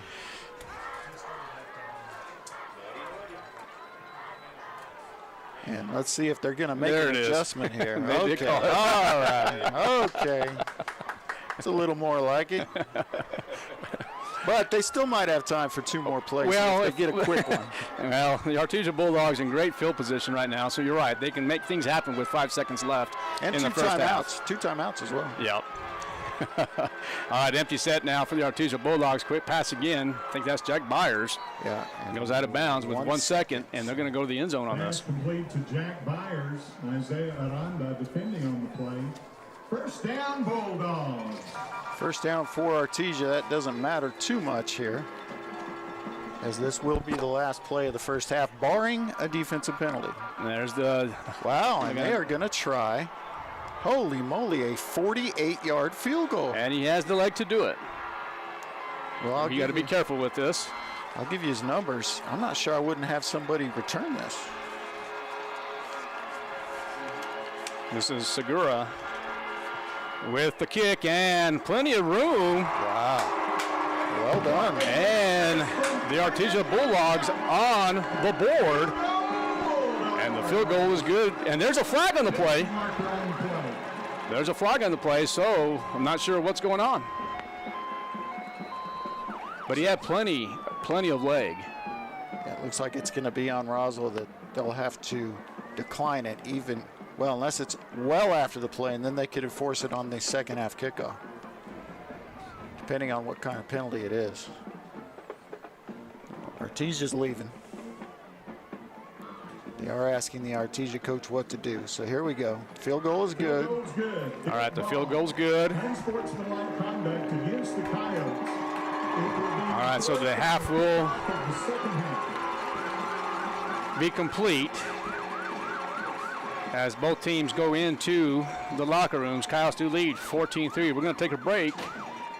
Kyle Football, KSVPTV.com and 106.5 Roswell's Talk FM. Hi, my name is Chance with Trustmark Roofing and Windows, and here's what you should expect during your window inspection. Upon my arrival, you'll receive a 15-minute courtesy call letting you know I'm on the way.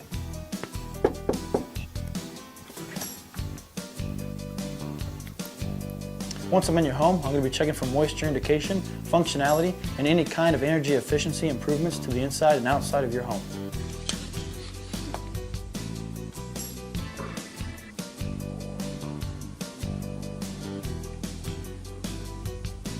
After my inspection, I'll give you my professional opinion, and then you can decide whether you want a no-obligation quote. Myself or the office will contact you to set up a date when I can show you my products and options to best suit your needs. So when choosing windows, choose Trustmark Roofing and Windows. Our goal is to give you a 5-star service and get you what you deserve, and that's the best. Temperatures are falling, and Fulkerson wants to get you ready for the seasons ahead with the Right Fit membership program. For as little as $15 per month or $199 a year, you can rest assured knowing your unit is ready. With biannual HVAC maintenance, as well as reduced dispatch fees, even in the middle of the night. Plus, a 15% discount on all services provided by Fulkerson, as well as preferred scheduling. Be ready for the seasons ahead. Become a Right Fit member with Fulkerson today. Call 575-319-9984 to find out more. Fulkerson Plumbing and Heating, proudly serving Roswell and surrounding areas. Dion's is homegrown right here in New Mexico and is the perfect place for team dinners, family gatherings, and all your catering needs. Stop by their location on South Main and West Wildy in Roswell for the best pizza, salads, and subs in town at a price that won't break the bank. Dion's makes it easy to bring together your favorite people with your favorite food for any occasion. Visit Dion's.com to order ahead for dine-in or pickup. That's Dion's.com. Across the state of New Mexico, different journeys will begin. And when their journeys unite, together will become one experience. Our campuses across New Mexico in Portales, Roswell, and Ruidoso come together to provide you the support as one family. We are one family that share one goal, one opportunity at a time. We are One Eastern. Folks, listen up. Right here at Roswell Hyundai, I'm making it easy. You bring me $500 down and I can get you riding today. No long waits, no runaround, just a guaranteed approval. I'll get you in a car you love at a payment you can handle. It's that simple. $500 down, you're approved. That's my promise and I stand by it. I'm Lil Will Wonka, the master of credit. If you make $15 an hour, I guarantee you're approved. Come see me. Visit Roswell Hyundai today, 1909 West 2nd in Roswell. Central Valley Electric is continually learning and advancing technology that improves electric service, reliability, and safety, and in turn enhancing the quality of life for members that we serve in our local communities. CVE offers an account management program called Smart Hub that allows members to track their usage, set up convenient pay methods, and the ability to manage their energy use with smart technologies. A secure system such as Smart Hub is an easy tool to use. To sign up, visit cvecoop.org and click Smart Hub to get started. And welcome back to halftime here at your state championship game here between the Roswell Coyotes and the Artesia Bulldogs. Joining us at halftime, as is our tradition, is the athletic director for the Roswell Independent School District, Britt Cooper, back with us. Thanks for spending back some time with us, Coach, here. At least one more time this season. Yeah, one more time. One more time. Of course, even though football, yes, state championship weekend, the Big Blue trophies are going to be passed out this weekend, but we do have one more week of football here with the Red Green All-Star game, and that'll be played here next weekend in Artesia. For folks that are not familiar, kind of explain, what's the point behind it and how that process works a little bit. Yeah, it's for the seniors. The seniors only one can play in the game. It used to be the North-South All-Star game, and now they've changed it to red and green to kind of balance out the teams and so forth. But the coaches, they make nominations in their own district, and then when they have their district meeting, they come together and rank the players, and and then the selection committee, which is comprised of coaches, will pick the team. So very good. How does just you was curious, the coaches for how are they selected? Is it kind of past year camp winners, or how does it work? It's kind of on a rotation basis. Okay. The New Mexico High School Coach Association, Angel Castillo is in charge of that. He's their director. He goes down, with their criterion points and stuff and who's up for it. So it kind of rotates on longevity and willingness to actually coach a game and availability. Sure. Now, obviously, these kids are in school and things like that, so they probably don't get a lot of time to work together before they actually play the game here next weekend. So I'm guessing playbooks are very vanilla, and it's pretty much fundamental football. They don't get too probably deep into play calling and not a lot of flea flickers and trick plays in this game, probably. No, they have to put it in pretty quick, but it's usually pretty basic. But at least the kids, by playing it like they do now, a week after the season, they're still in football shape and so forth. It used to be tough for them in the summer to, when they played it in July back in the beginning of the year. Yeah. So when they did that, players had to get them back in condition, had to be together longer and so forth. So this is probably overall a lot better and safer for the kids. Absolutely, yeah. I'm sure coach is a little more nervous at the beginning of the season. Like, no, you're going to take my best guy and risk him in a game before the season. But it is quite an honor for these athletes to be chosen by this. And now there's actually two games of them, because there's one for the higher class of football, and then for your lower 8-man, 6-man on the single A and so forth. Yeah, I believe. Yeah, they break it down in the classification. So definitely it kind of keeps gives more kids a chance to participate, but it also keeps it at their level. Very good. I know this year, like I said, the game's going to be held at the Bulldog Bowl next weekend, and I know we will be covering it from a video perspective on KSVP TV, but. I believe if you want to get tickets I imagine you go through the NMAA, much similar like you would for playoff tickets, if you want to get tickets for that game. Yeah, I think it's probably all through GoFan, yeah. Yeah, but it's pretty neat to see, and it's quite an honor for the kids. And like you said, it went to the red green. I think the North was getting mad that the South was winning all the time. But that's what that basically boils down to. But so if you're kind of bummed because your football is about to end here in an hour and a half or so, fear not. We at least got one more game to satisfy that football craving next Saturday or next weekend here for the Red Green All-Star game. So. Right. Now, of course, we're getting full into winter sports now that, obviously championships are wrapping up here for this and most of the fall sports. But basketball is now getting hot and heavy. Wrestling's right around me. We're getting right into to kicking off the winter sports season and actually under the way in some sports here. Yeah, they are. They all get in full swing next week. I think that, of course, Goddard girls basketball has already played a couple of games, but everyone else, I think, begins on Tuesday or Wednesday. So it's right around the corner. So, there, and I think wrestling's next weekend. So yeah, and those are a lot of fun. Again, I always like to encourage folks to get the passes. There's several different levels from your RSD pass, which pretty much lets you into pretty much any Roswell Independent School District sporting event, to passes for your individual schools, for the middle schools and high schools. The one thing they don't cover is playoffs and things like that, and then tournaments like, for instance, the Pocorn tournament that'll be coming up, the Goddard Holiday tournament. Right. Those are separate functions, but. But everything else pretty much gets you into those. Yeah, for the regular season, it covers everything, and it is a bargain. So absolutely, and by the way, this is kind of the unique thing to winter sports that you don't get so much with fall sports and things, is these traditional tournaments and things. Like the Pocorn and I think to me that's one of the coolest traditions we have.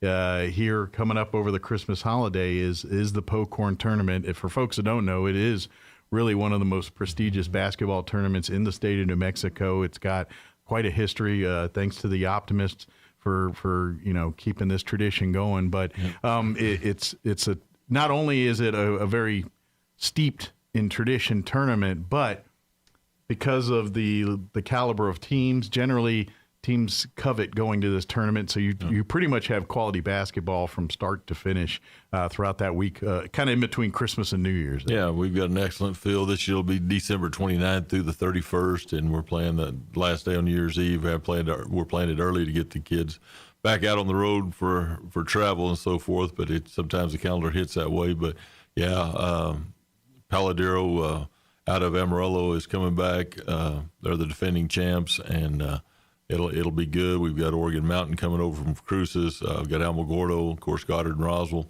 It's just a real solid field. I think Deming's back in the field this year, and Lovington. Right. So, it's going to be a good tournament. It Absolutely. should be some good action to watch. And like you said, it's always good on those kind of tournaments just to see teams from other areas come in and play. Yeah, it's a lot of fun to watch, and I highly recommend you get the tournament pass and go and sit there and make a day of basketball. We usually will carry the video for most of the games and things.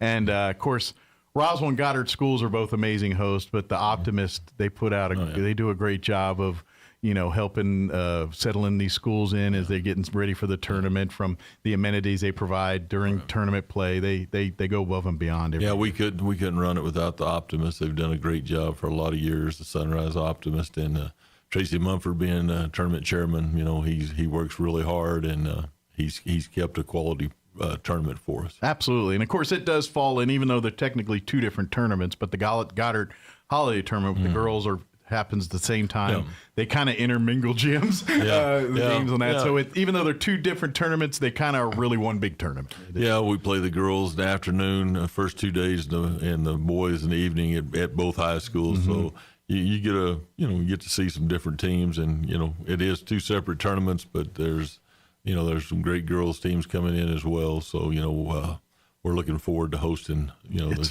Holiday Classic again. Yeah, it's perfect because that's that time between, like you said, Christmas and New Year's, and the family's still hanging out. you might get good and tired of looking at each other by then. It's like, hey, let's go to the gym and watch some basketball and cheer on some teams. Yep. Give everyone something a little bit extra to do. Absolutely. And, of course, if you have any questions about getting tournament passes for either Pocorn or the holiday tournament or season passes, don't hesitate. You can visit your athletic director's office at any of your schools you go to, or you can visit the AD's office here at the main office downtown, too. Right. So. Good deal. Coach, is there any information you wanted to share that we didn't get a chance to cover here, or just we didn't get a chance to talk about? No, it's been a great season. We appreciate the coverage. Absolutely. Well, Coach, we appreciate the season doing this, and we'll do it again next year. And hopefully, like next year, we'll be doing it all the way up to here in Thanksgiving weekend in a championship game. So. Hopefully so. That's it. Thank you, Coach. Thanks. Registration is now open for the spring semester at Eastern New Mexico University, Roswell. ENMU Roswell is dedicated and committed to shaping brighter futures, offering more than 70 certificate and associate degree programs across a wide range of academic transfer and career-oriented programs. Get started today. Visit roswell.enmu.edu to sign up or learn more, or call 575-624-7403 and speak with an advisor today. ENMU Roswell, learning today, leading tomorrow. ENMU Roswell. All right, Mr. Gobbles, it's that time of year again. Got any last requests? What? You want a smoking deal on a new Ford or pre-owned vehicle? Mucho dinero for your trade? And your credit pardon? Well, you're gonna have to go to Roswell Ford. Hey, Roswell Ford is talking real turkey with our most aggressive offers in more than 5 years. Right now, get massive savings on new Fords and quality pre-owned vehicles with 0% financing and no payments till February 2026. Plus, if you're making payments on your current vehicle and want out early, Roswell Ford will do whatever it takes to help you escape from your trade. Even if you owe thousands more than it's worth, worried that your credit is a little foul? Roswell Ford has partnered with more aggressive lenders who will push to approve your credit, even if it's less than perfect. All roads lead to huge American-made savings and a better buying experience. Get on board at Roswell Ford, 821 North Main Street in beautiful Roswell. Call 575-623-3673 or online at roswellford.com. 0 APR for 48 months is $28.83 per thousand finance. Interest accrues from date of sale. Subject to lender approval on select vehicles. Offers not combined. Bob Reed Pest Control. Reliable, professional, and experienced. The technicians at Bob Reed Pest Control have been providing pest management services for over 50 years and will continue to set high standards for their customers. Protect your family's most important investment, your home, and protect your children and pets from the dangers of poisonous bugs and insects. Everyone at Bob Reed Pest Control are trained and knowledgeable in the latest pest management practices, offering effective treatment plans for each situation. Bob Reed Pest Control. Find them online, BobReedPestControl.com, or call 575-623-5344. Serving all of Southeast New Mexico. Injury, surgery, or illness can set you back, but you don't have to recover alone. At Artesia General Hospital, our rehabilitation services team provides physical, occupational, and speech therapy to help you regain strength, mobility, and confidence. Take the next step toward recovery. Call 575-736-8174 today to schedule an appointment and get back to living life to the fullest. Picture this. You're behind the wheel of a John Deere compact tractor. You're effortlessly breaking ground, moving piles of rocks just by moving a lever, and enjoying the sun as you clear brush across your pasture. We could keep trying to put you in the moment, but to really understand what this feels like, you just have to get in the seat. Stop by Pecos Valley Equipment in Artesia and Roswell, or visit us online at pecosvalleyequipment.com. Make your mark at Media Sales. Pecos Valley Broadcasting and KSVP TV are now hiring account executives in the Roswell, Carlsbad, and Artesia areas. Send your resume or details to hireme at pvbcradio.com today.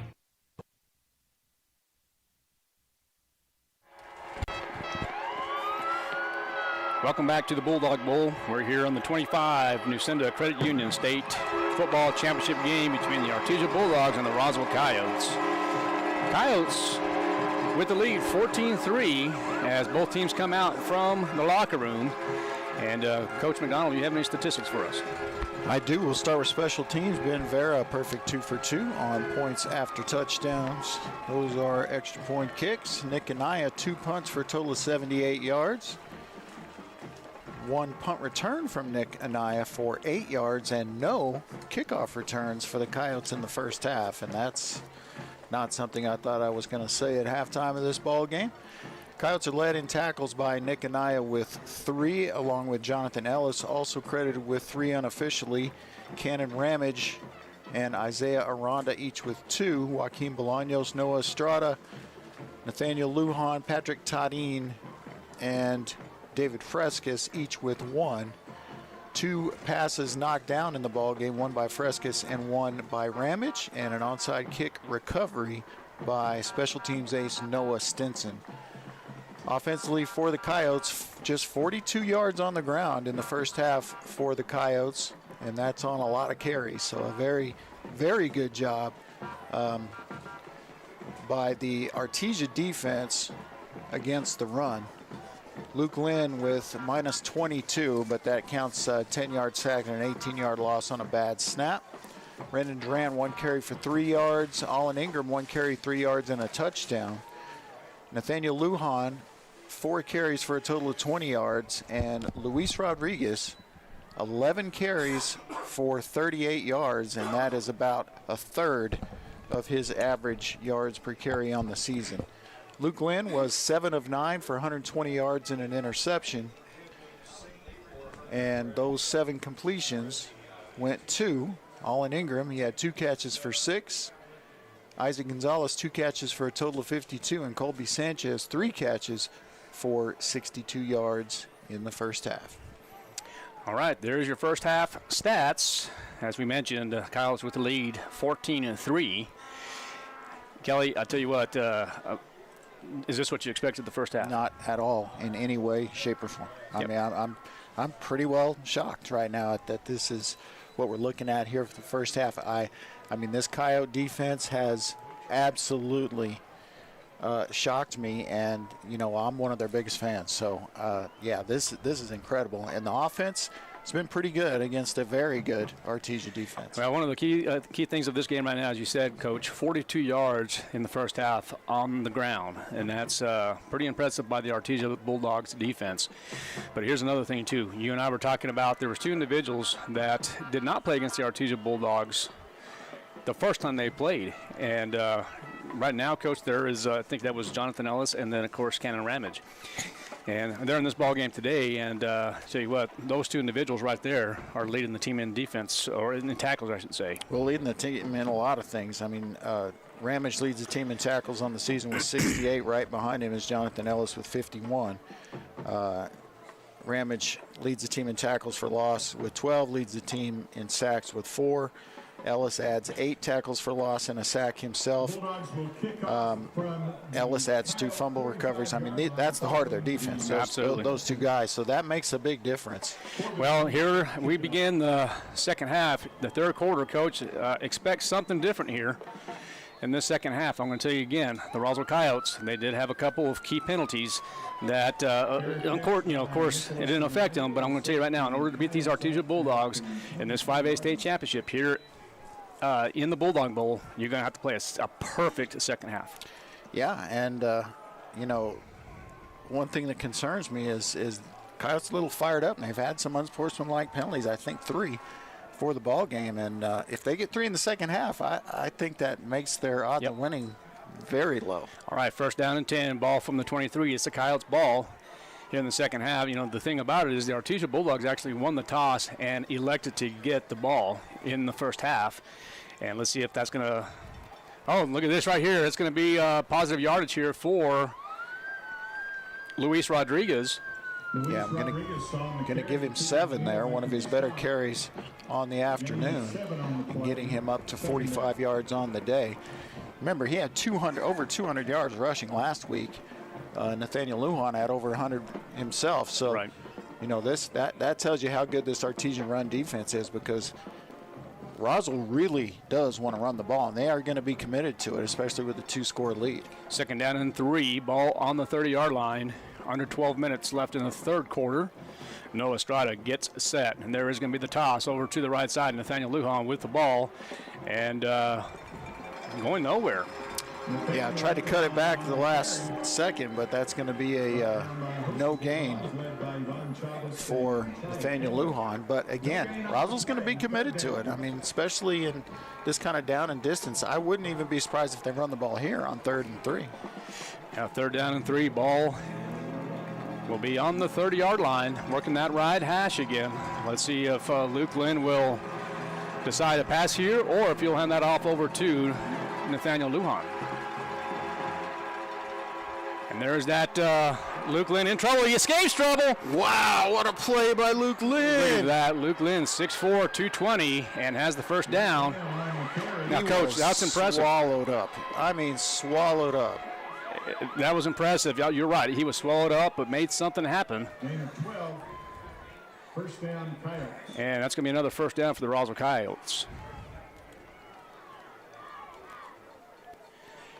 How do you say? Made something out of nothing, Coach? Well, I tell you what, I don't know how he got away from that guy, and then to turn it upfield for a big gain, and you know, quite honestly, playing on kind of a bum leg.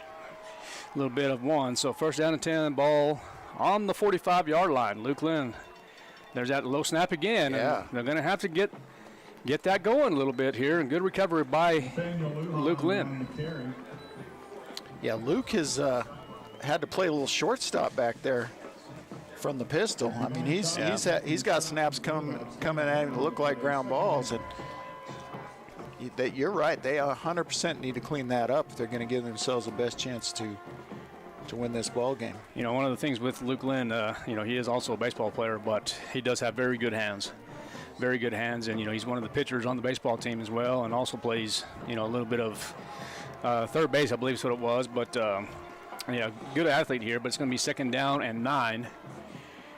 And there's going to be the quick draw. Oh, that's going to be intercepted. And that's dangerous there, and looked like Luke Lynn might be hurt. Roughing the passer. Oh, is it? It is.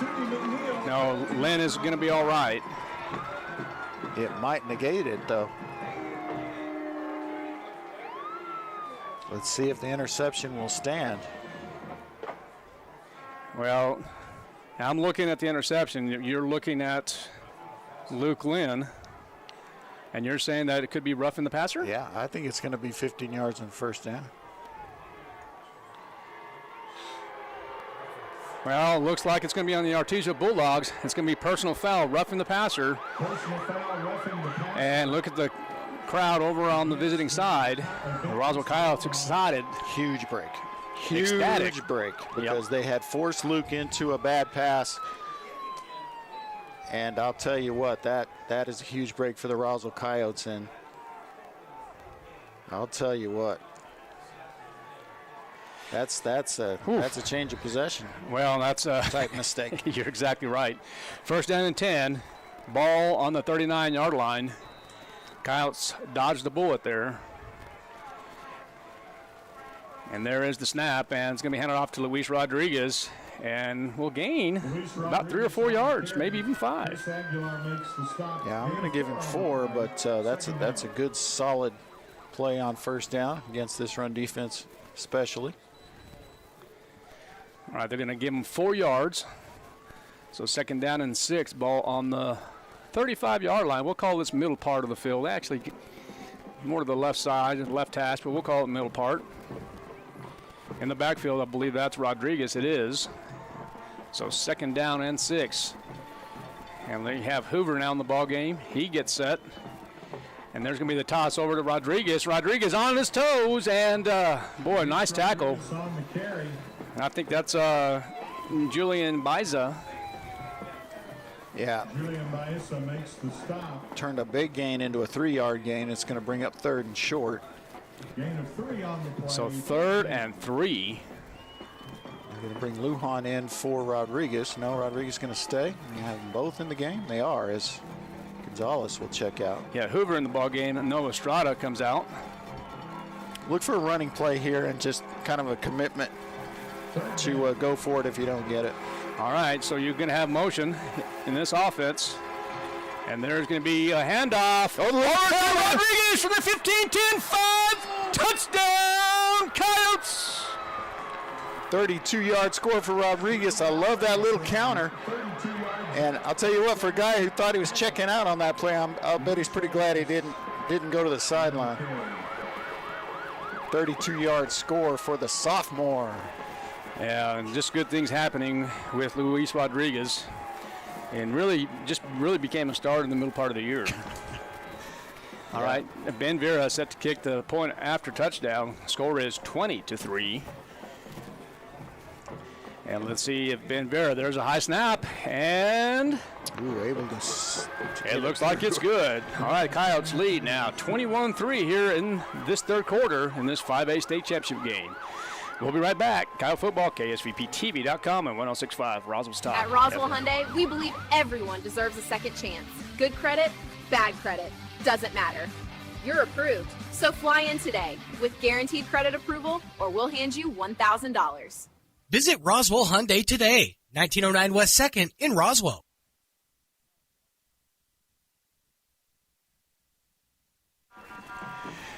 Welcome back to the Bulldog Bowl here in Artesia, New Mexico. We are here at the 2025 Nusenda Credit Union 5A State Championship game. And the Roswell Coyotes with the lead, 21-3. I'm not shocked at all that the Coyotes have 21 points. Not at all. Okay. I'm shocked that the Bulldogs have 3. I mean, this job by this defense has been nothing short of astounding in my opinion. And, you know, they've really put themselves with a quarter and a half to play in a 3-score lead. Yeah. In great position to win this ball game. Any scores from around the state? I was about to say, we probably need to update people. I want to refresh my phone just to make sure we have it right. Bloomfield all over Pius, 36-7. Texaco 20-0 over Eunice. St. Mike's and Dexter are in the third, tied 14-14. And Cleveland still leads Las Cruces at home, 21-14. They're in the third quarter. All right, so Ben Vera set to kick. He's going to readjust here. 5 to the right, 5 to the left. And here comes Ben Vera. Let's see if he pops it up again. Well, I really hope they do. All right, waiting for the whistle. There it is, and there is the pop-up. That one's way shorter. About a 2-yard return. Be careful with trying to pop it out. You know, and this here is, I'm not a big fan of the pop-up. It's been effective here in the first half for sure. But I understand why they're doing it, but I'm just not a big fan, especially when you're playing this high-caliber team. Well, and I think that's why they're doing it, because this team is so good at the return game. That they that you just don't want to give them a chance to do that, and that's what the pop-up kick does, in my opinion. It doesn't allow them to have the big returns, doesn't allow them to run the starburst. I like it. First down and 10, ball on the 41 for the Artesia Bulldogs. There's going to be the toss. Just nowhere to go? Yeah, nowhere to go. Bryce Parra back in the ballgame, injured earlier.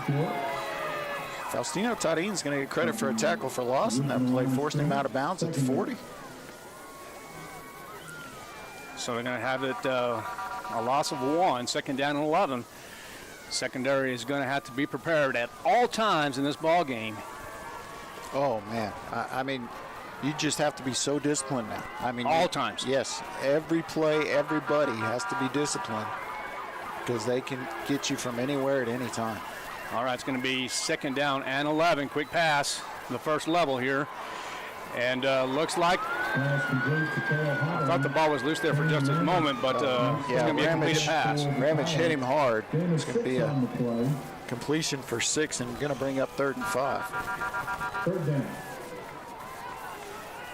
All right. And you'll take those. If you're the Roswell defense, you'll take those all day. All right, so Derek Warren in pistol formation here. The Roswell crowd is ecstatic. They are loud. And there's going to be a penalty. It looks like the Roswell Coyotes might have been offsides. Yeah, it's Borrego, I believe, and they are ready to mark it off. So, yeah, it's not going to be a first down. It was 3rd and 6. So a gain of be a 5-yard penalty. Take it right to midfield. Offsides against the Coyotes, 5-yard penalty. Makes it 3rd and 1 for the Bulldogs. You know, we just said it. Got to be disciplined. Yes, that's exactly Can't right. Jump. Can't get extracurricular activities out there causing penalties.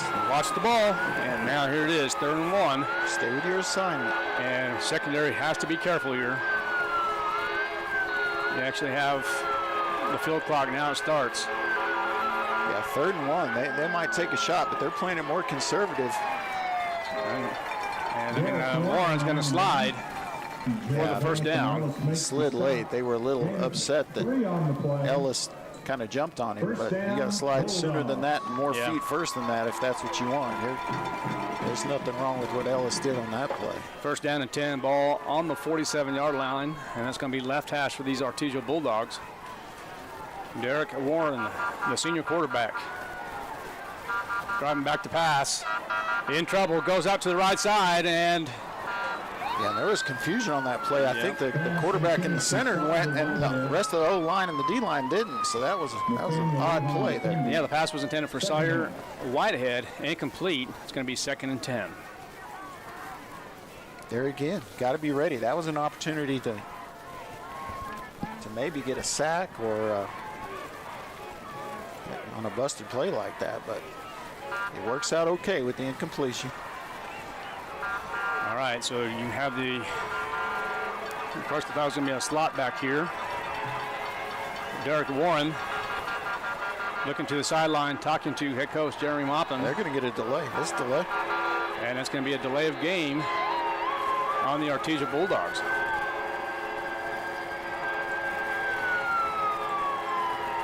And there's the indication. So it's going to bring up 2nd and 15.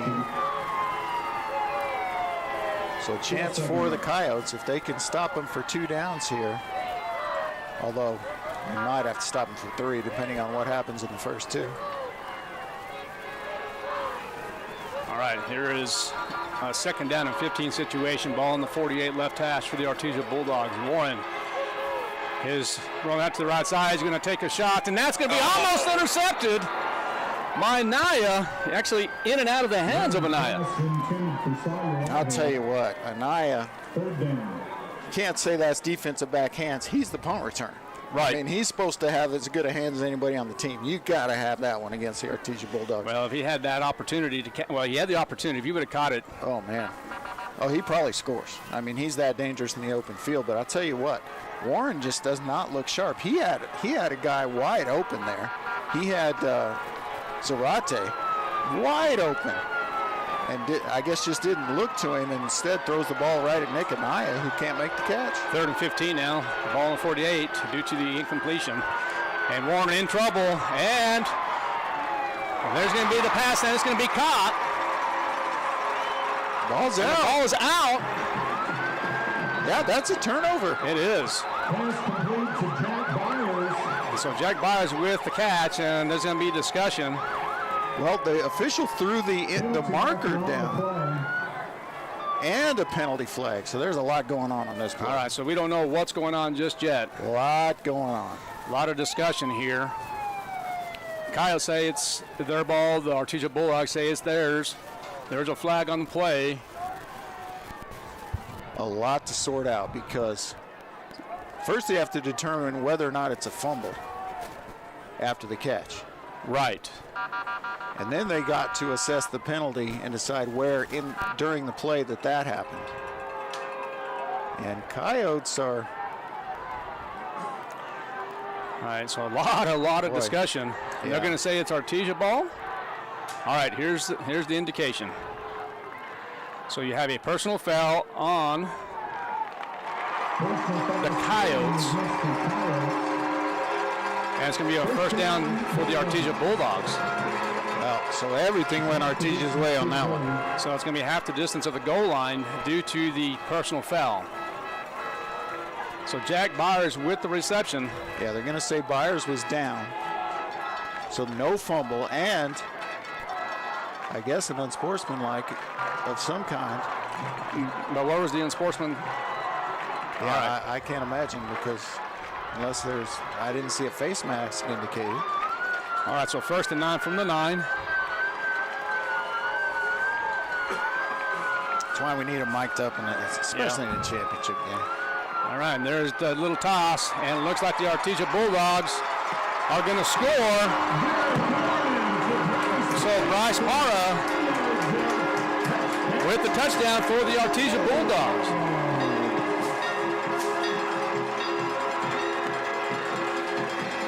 So now, you go for 2, or you just go ahead and kick the PAT? I say kick the PAT. Well, I don't know. I mean, if you can get it to 11, then you just make it a 2-score game. If you kick the extra point. Well, there it is. They're going to try to go. Yeah, I think you go for 2 here. Yeah. You try to get it to 11. I mean, it's a 2-score game either way, but a 2-touchdown game if you kick the extra point. So this is pretty big. That's huge. And Derek Warren now at quarterback pistol formation. And he's going to throw it into the end zone, and the 2-point conversion is successful for the Artesia Bulldogs. And now just a 2-possession game. Yeah, I don't think there's any question you go for 2 there. Now you're a field goal with the kicker with a big leg. He showed it right before halftime, making a 48-yard field goal. You absolutely go for 2 there, and Artesia converts, and they make it a 10-point game. All right, so the score is 21-11 with 6:03 left in the third quarter. A lot of ball game to be played in this 5A state championship. Any updates from around the state? All right, let's get the technology to update. Cleveland still up 28-21 in the third quarter against Las Cruces. This game is the only one where the score has changed. So Bloomfield still up big, Texaco still up big, Dexter and St. Mike still tied. And of course this one, a 10-point ball game. Tell you what, this has been exciting. It's been an exciting game. Just what we wanted. Just what we wanted was a competitive, exciting game. Yeah, for sure. Both squads doing their job in a big school 5A state championship game. All right, here for trickery is the whistle now. Let's see what Artesia elects to do here. They're going to decide to kick it deep, and it's going to be returnable, and that's going to be Isaac Gonzalez. From the 2, he's got room. And there's Gonzalez at about midfield. Nice return. No laundry that I see. 46 yards for Isaac on the return. Coyotes with a big response after Artesia scores their first touchdown of the ball game more than halfway through the third quarter. Oh my gosh. This has been exciting and this has been fun. Yeah, and this is a big drive for the Coyotes. They can go down and get some points here, make it a 2-touchdown game. Any kind of points would do that. That's going to be big as we. How important is this drive right here? Yeah, that's what I'm saying. Oh yeah, I mean, this is it. If they get points on this drive, that's huge. All right, there's going to be the handoff to Rodriguez. As you say, the Coyotes want to utilize the running game as much as possible to run down the clock a little bit, but also the last time Rodriguez scored was on that counter play. Right, and they're gonna continue to go to Rodriguez. They're gonna continue to spell him with Lujan. Might see a run or 2 from Luke Lynn. All right, 2nd down and 6. Ball at the 48-yard line. Coyotes working from the right hash. All right, Lynn at quarterback. He is in pistol formation.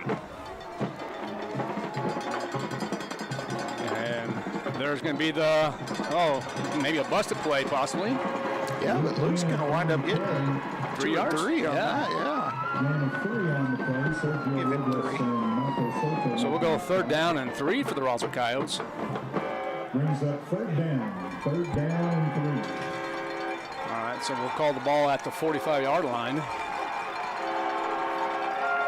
Now, and as long as you don't go backwards quite a bit, you're going here. Well, and here's the thing that I'm state championship on the line. You're right, and here's the thing that I'm looking at right here. 3rd down and 3. Could you have a speed option pass coming up here for the Roswell Coyotes? Look at the secondary. They're up. They're going to try to read, and there's Noah Estrada. And there's going to be the toss, and that's Nathaniel Lujan, and it's 4th down. I think you have to go for it. Nathaniel Lujan on the carry. Yeah, no gain. Makes the stop. Wasn't big with that one. 4th down. Now don't be surprised if they run this one all the way down and try to get him to jump. Yeah, that's what they're trying to do right now. I won't be surprised if they call a timeout here. Let's see, you have 14 seconds left on the field clock. You better hurry. They're going to change the play at the line with 7 seconds left. They're not going to get it off, I don't think. Well, maybe barely. They do get it off, and there's a busted play. And that's big right there for the Artesia Bulldogs.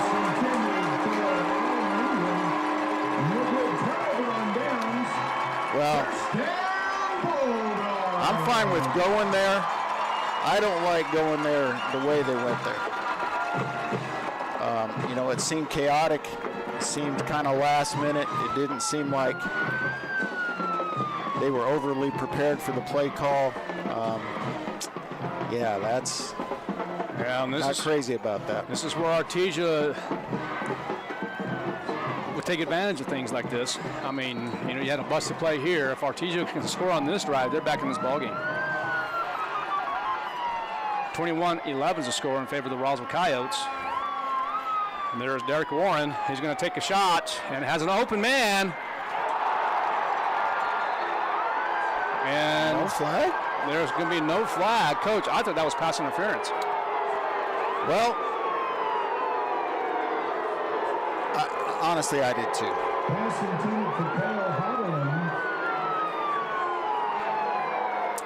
Yeah, I'm not sure if they're going to say that the defender just fell down and it was inadvertent contact or what, but boy, there did appear to be contact there. Well, contact.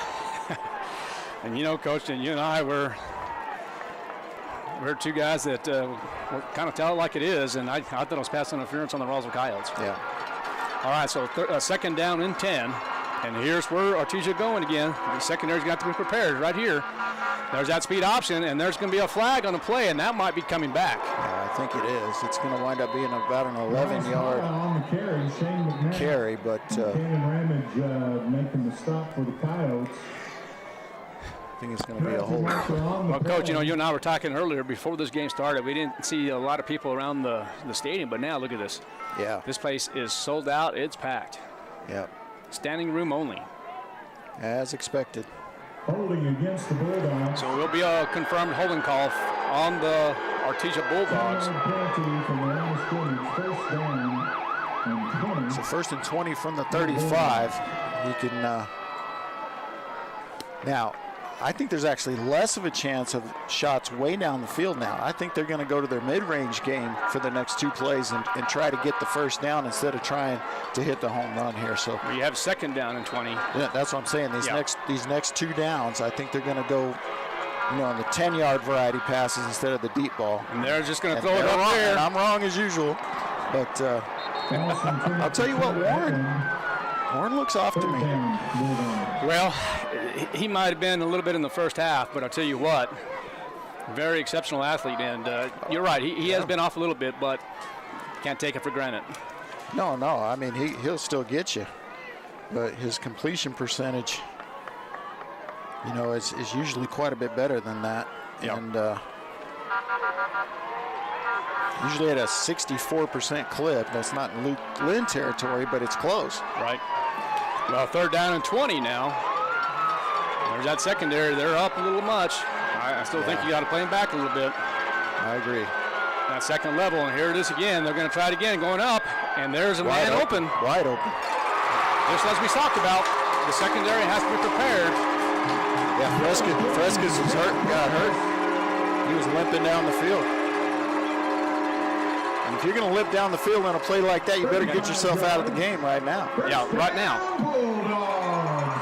So it's going to be a first down for the Artesia Bulldogs.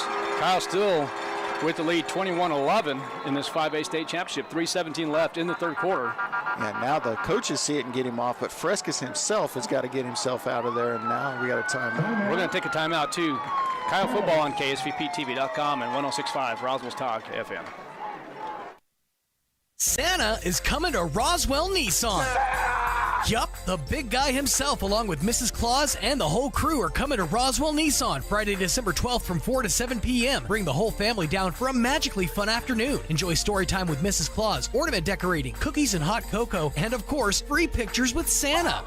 Best of all, it's absolutely free. So load up the sleigh and head for Roswell Nissan Friday, December 12th from 4 to 7 p.m. for an evening of holiday cheer for the whole family. Roswell Nissan, 2111 West 2nd. I know him.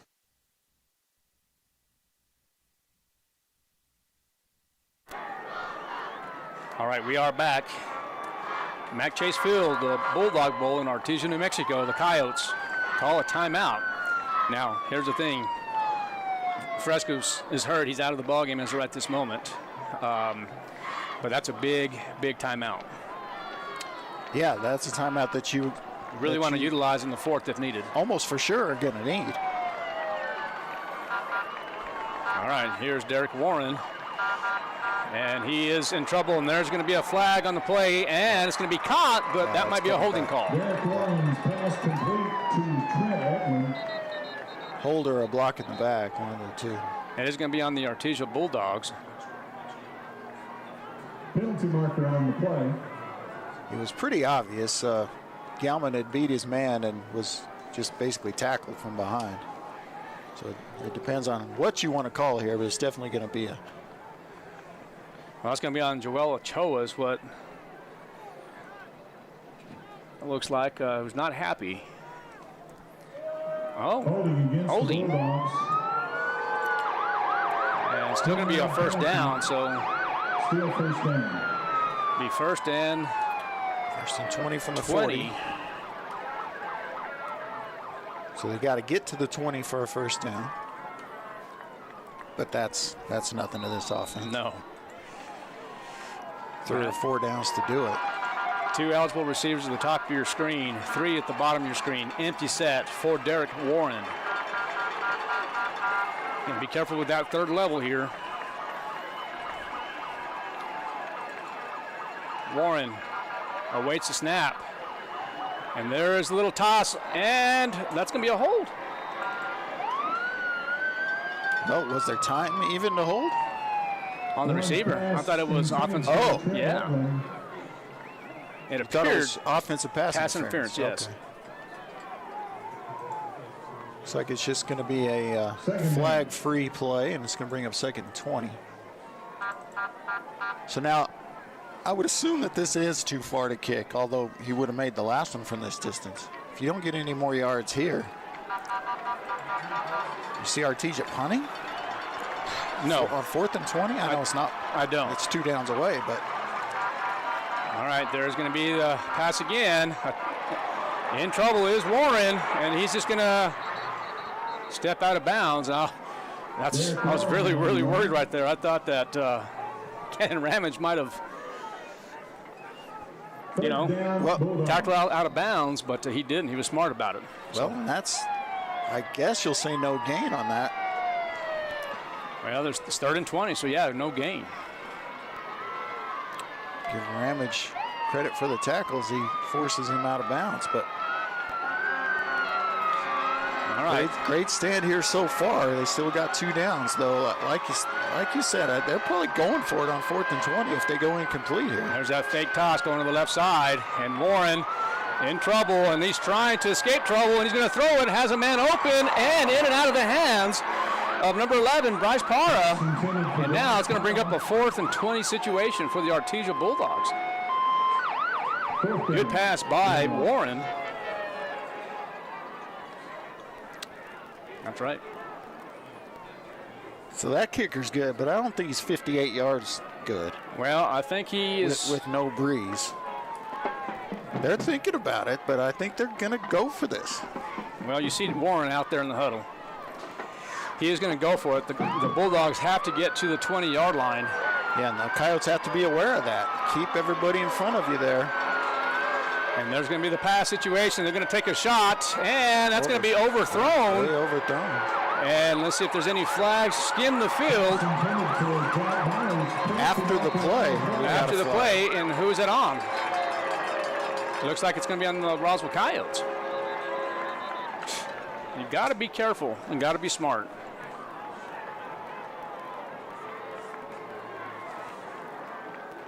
Now, if they say it's post-possession. Right.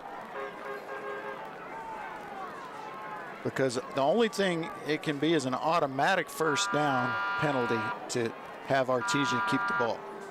Well, and see, and I'm looking at Anaya right here, and it appears, and hopefully I'm wrong, but it looks like Anaya had said something, did something. He's waving his hands like, what's going on?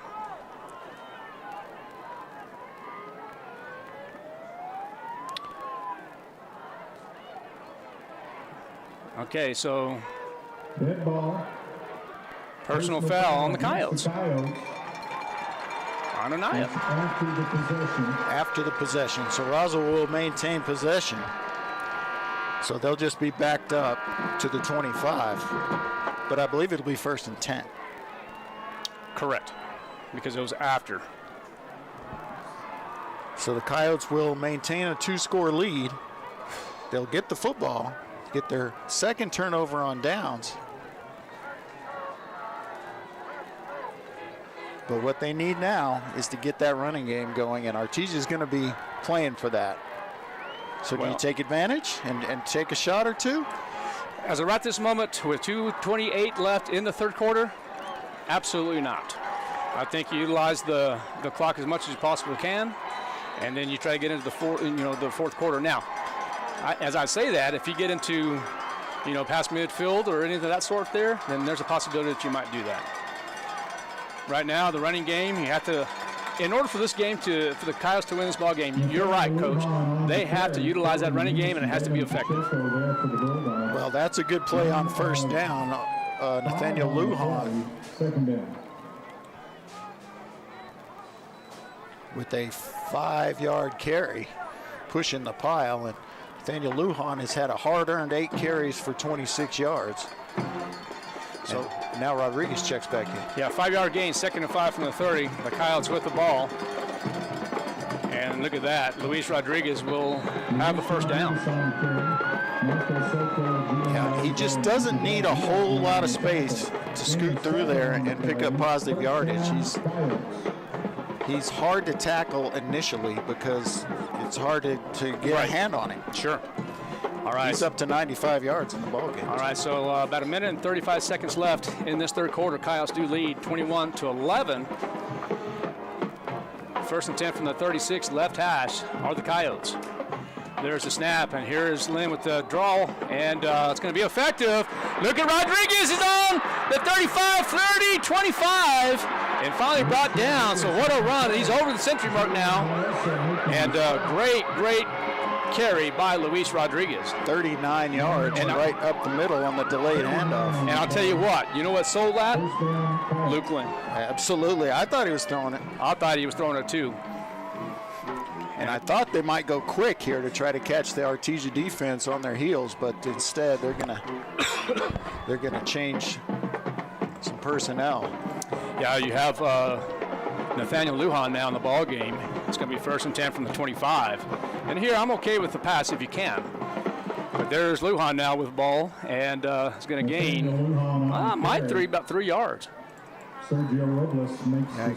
Gets tied in a knot there by the Artesia defense, but like I said, a decent gain of 3 on first down, and the clock continues to roll. And now points, boy. Crucial. Yeah, you make it a 2-touchdown game going to the 4th would be huge for this ball team. Yeah, they're going to utilize this 2nd down and 7. They're going to run this more than likely here. They're going to try to put Nathaniel Lujan in motion. There it is. There's Lynn at the 20-yard line, 15 at the 10, and I tell you what, I like that play. About 11 yards. That was a run for Luke the whole way. Yep. That was not a read or anything. That was the play going the whole way as Luke Lynn is noticeably limping now. Well, right here, this is where the clock is going to continue to run, and the third quarter expires with the Coyotes threatening 1st and 10 from the 11. We're going to take a break. Coyotes with the lead, 21-11 here in this 5A state championship game. We'll be right back. KSVPTV.com and 106.5 Roswell Talk FM. Thanks to a partnership with the City of Artesia, Eddy County residents are automatically enrolled in Trans-Aero Medevac's free air ambulance program.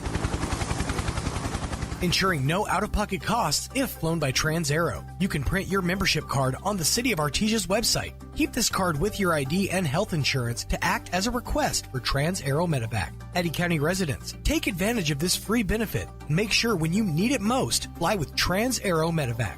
Life support by air. The holiday season is the perfect time to cozy up with Plateau, because right now receive a $100 credit when you sign up for True Fiber Internet with Plateau. When you cozy up to True Fiber Internet from Plateau, you'll get reliable, blazing fast speed to stream more, game more, and surf more than ever before. And with a $100 credit when you sign up today, you'll save more too. Call 1-877-PLATEAU or log on to plateautel.com today and cozy up to True Fiber Internet from Plateau. Welcome back to the Bulldog Bowl. We're here at Mac Chase Field in Artesia, New Mexico in the 5A state championship game. Coyotes with the lead, 21-7, threatening 1st and 10 from the 11. And let's finish this drive here, and then we'll update with scores around the state. Luke Lynn will hand that off over to Luis Rodriguez, and from the 10, and finally taken out about the 8-yard line. Yeah, really made something out of nothing there, because there was nothing up the middle where that play was drawn up, and he bounced it out. Managed to get a couple. Well, I guess they're going to give him 3, so we'll give him 3. I initially only given him 2. Well, you got, I guess we have time to go over some scores. Yeah, the big one, Cleveland up 34-21 at home against unbeaten Las Cruces. And that is in the 4th quarter. All right, 2nd and 7 for the Roswell Coyotes. There's the snap and the toss over to Nathaniel Lujan, and he's still on his feet. And I like the effort, but you got to be careful. The Artesia Bulldogs trying to strip the ball. Right. We'll see if they give him 1 or 2 on that, but yeah, you got to wrap that ball up a little sooner if you're Nathaniel Lujan. Just 1 yard. Well, see, and that's 3rd down and 6 now. So you're going to continue with the running game. I see what they're trying to do. They're trying to utilize the clock as much as possible, but you need to get in. Yeah, it might be a little early for that. Yeah, you got to get in right now. So 3rd and 6. Rodriguez in the backfield. I'd like to see play action here. And look at Rodriguez. He's on his feet. And Rodriguez is going to be close to. Looks like what would have been a first down, but it's going to be a penalty. It's going to be a holding call on the Roswell Coyotes.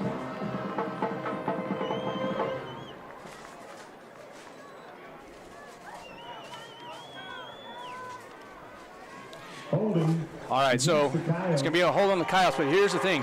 You're 3rd and 6 right now. They're going to move the ball back here. You have to start thinking, what are you going to do on a 4th down right this moment? Yeah, I mean, this is no extra point now, even if you don't gain yards. So, well, and here's Luke Lynn. He's having discussion now with Derek Gomez. 3rd and 16 from the 17-yard line. I mean, you're looking at a 35-yard field goal, which is within the range of Vera, but boy, it would put a lot of pressure on the young man if they don't gain any yards here. All right, empty set for the Roswell Coyotes from the 17-yard line. There's Lynn. He's going to take a shot to the end zone, and that's going to be incomplete. And a good job by Sanchez, turned into the defender there, because I really think the... And look, I think they're going to try the field goal. Yeah, and I like it, especially left hash to the left-footed kicker. See, and it's huge because it makes it a 2-touchdown game. I hope this is, and I'm sorry, Coach, I didn't mean to cut you off. I don't like this. Well, I'm with you. I understand what you're saying, but I mean, right now, if you miss this, I'm not saying he's going to. But I'm saying if you miss it, then it's a situation where it can be really advantageous for the Artesia Bulldogs. There's a snap. There is the kick. And good. All right, Coach. Well, you were right and I was wrong on that situation, but the Roswell Coyotes now lead 24-11. We're going to take a break. KSVPTV.com and 106.5 Roswell's Talk FM. Temperatures are falling, and Fulkerson wants to get you ready for the seasons ahead with the Right Fit membership program. For as little as $15 per month or $199 a year, you can rest assured knowing your unit is ready. With biannual HVAC maintenance, as well as reduced dispatch fees, even in the middle of the night. Plus, a 15% discount on all services provided by Fulkerson, as well as preferred scheduling. Be ready for the seasons ahead. Become a Right Fit member with Fulkerson today. Call 575-319-9984 to find out more. Fulkerson Plumbing and Heating, proudly serving Roswell and surrounding areas.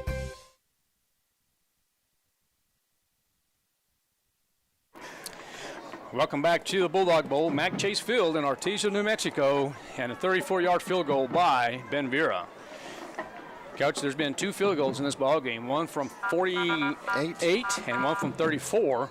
48 for the Artesia Bulldogs. And that's 2 more field goals than I thought would be kicked in this game. You said different, and you were definitely right about that. All right, 24-11. We're here in the final quarter of this 5A state championship game between the Artesia Bulldogs and the Roswell Coyotes. Coyotes with the lead, 24-11, but a lot of ball game to be played. This might be onside. Nearly. And they don't fair catch it. And that's and the Artesia Bulldogs are effective, yes, with special teams. But I tell you what, it takes a lot of courage, a lot of guts. Yeah, but I'll tell you what, they had a game plan with the kicking game, and I agree with it. I agree with it. I think it's taken their good return, Artesia's good return game, made it a non-factor, and hats off to them. It's been effective. Yeah, that's good coaching. All right, first down and 10 from the 41 for the Artesia Bulldogs. Derek Warren, the quarterback, in pistol formation. Dropping back to pass, and going to try in the flat area. He does.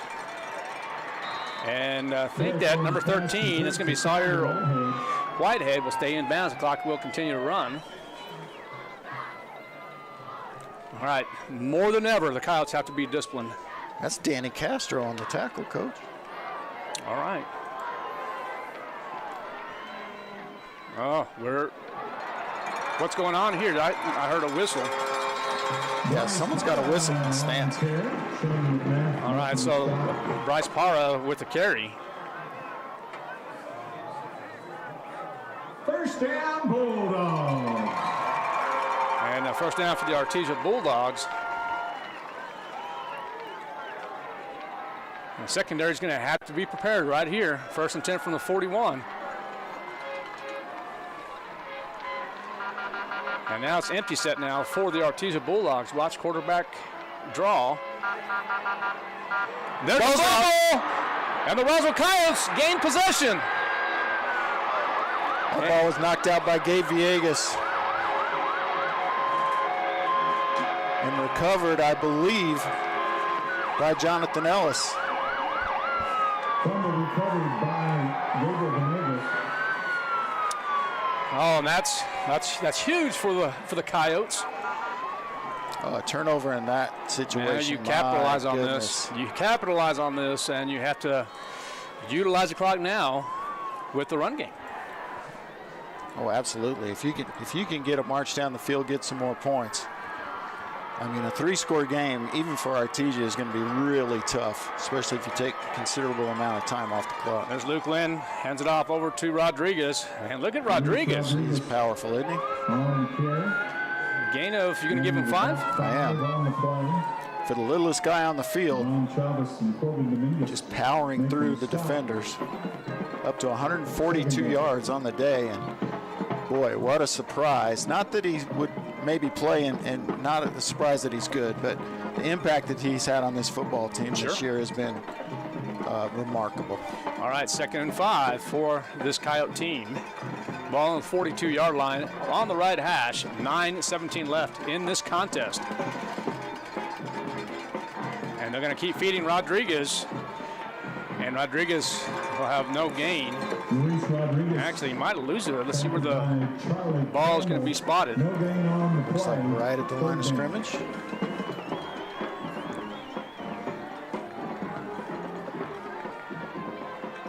Okay, so 3rd down and 5.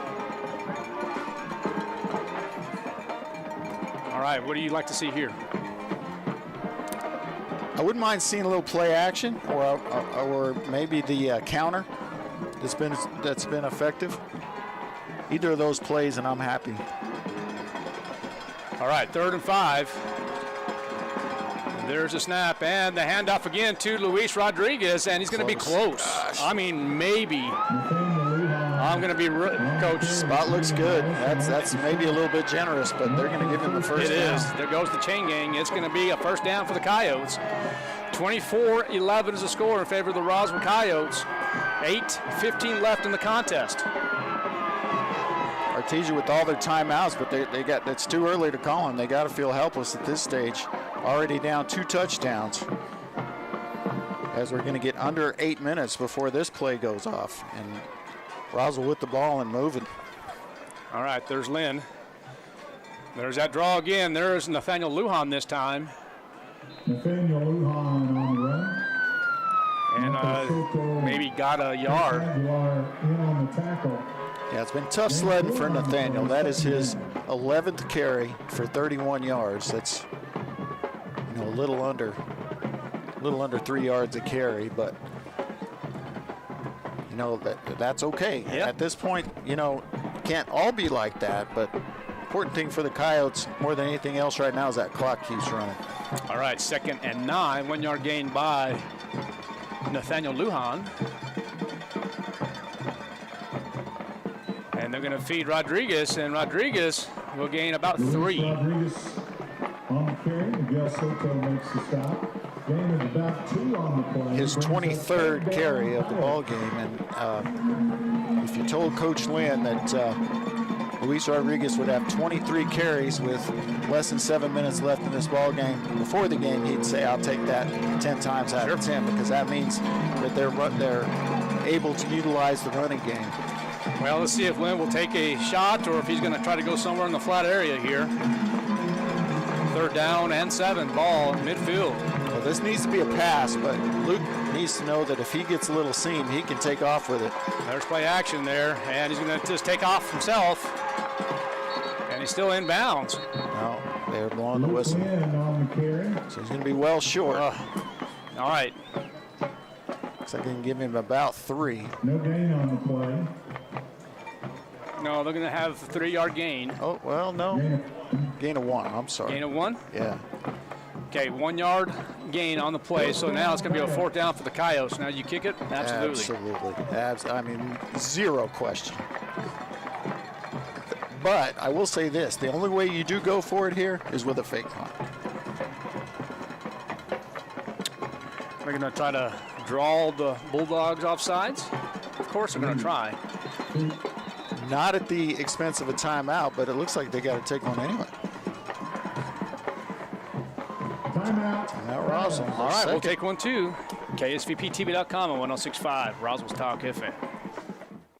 At Acatio Family Practice, Pediatrics, and OMED Spa, our team is here for you. Nancy Walker, Fallon Moody, and Tialana Watts are family nurse practitioners offering expert care in family practice, pediatrics, women's health, and aesthetics. Nancy also provides advanced hormone therapy for men and women, including hormone pellet implants that help patients feel their best. Plus, meet Brittany Harrell, our skilled nurse injector, offering a full range of aesthetic procedures to help you look and feel confident. Same-day and walk-in patients are always welcome. Visit Acatio Family Practice, Pediatrics, and OMED Spa at 607 West Country Club Road in Roswell. Your family, your health, your beauty, all in one place. All right, welcome back to Bulldog Bowl. Mac Chase Field. Coyotes do call a timeout. That's the second one. Only have 1 left. And Anaya set to kick from about the 35-yard line.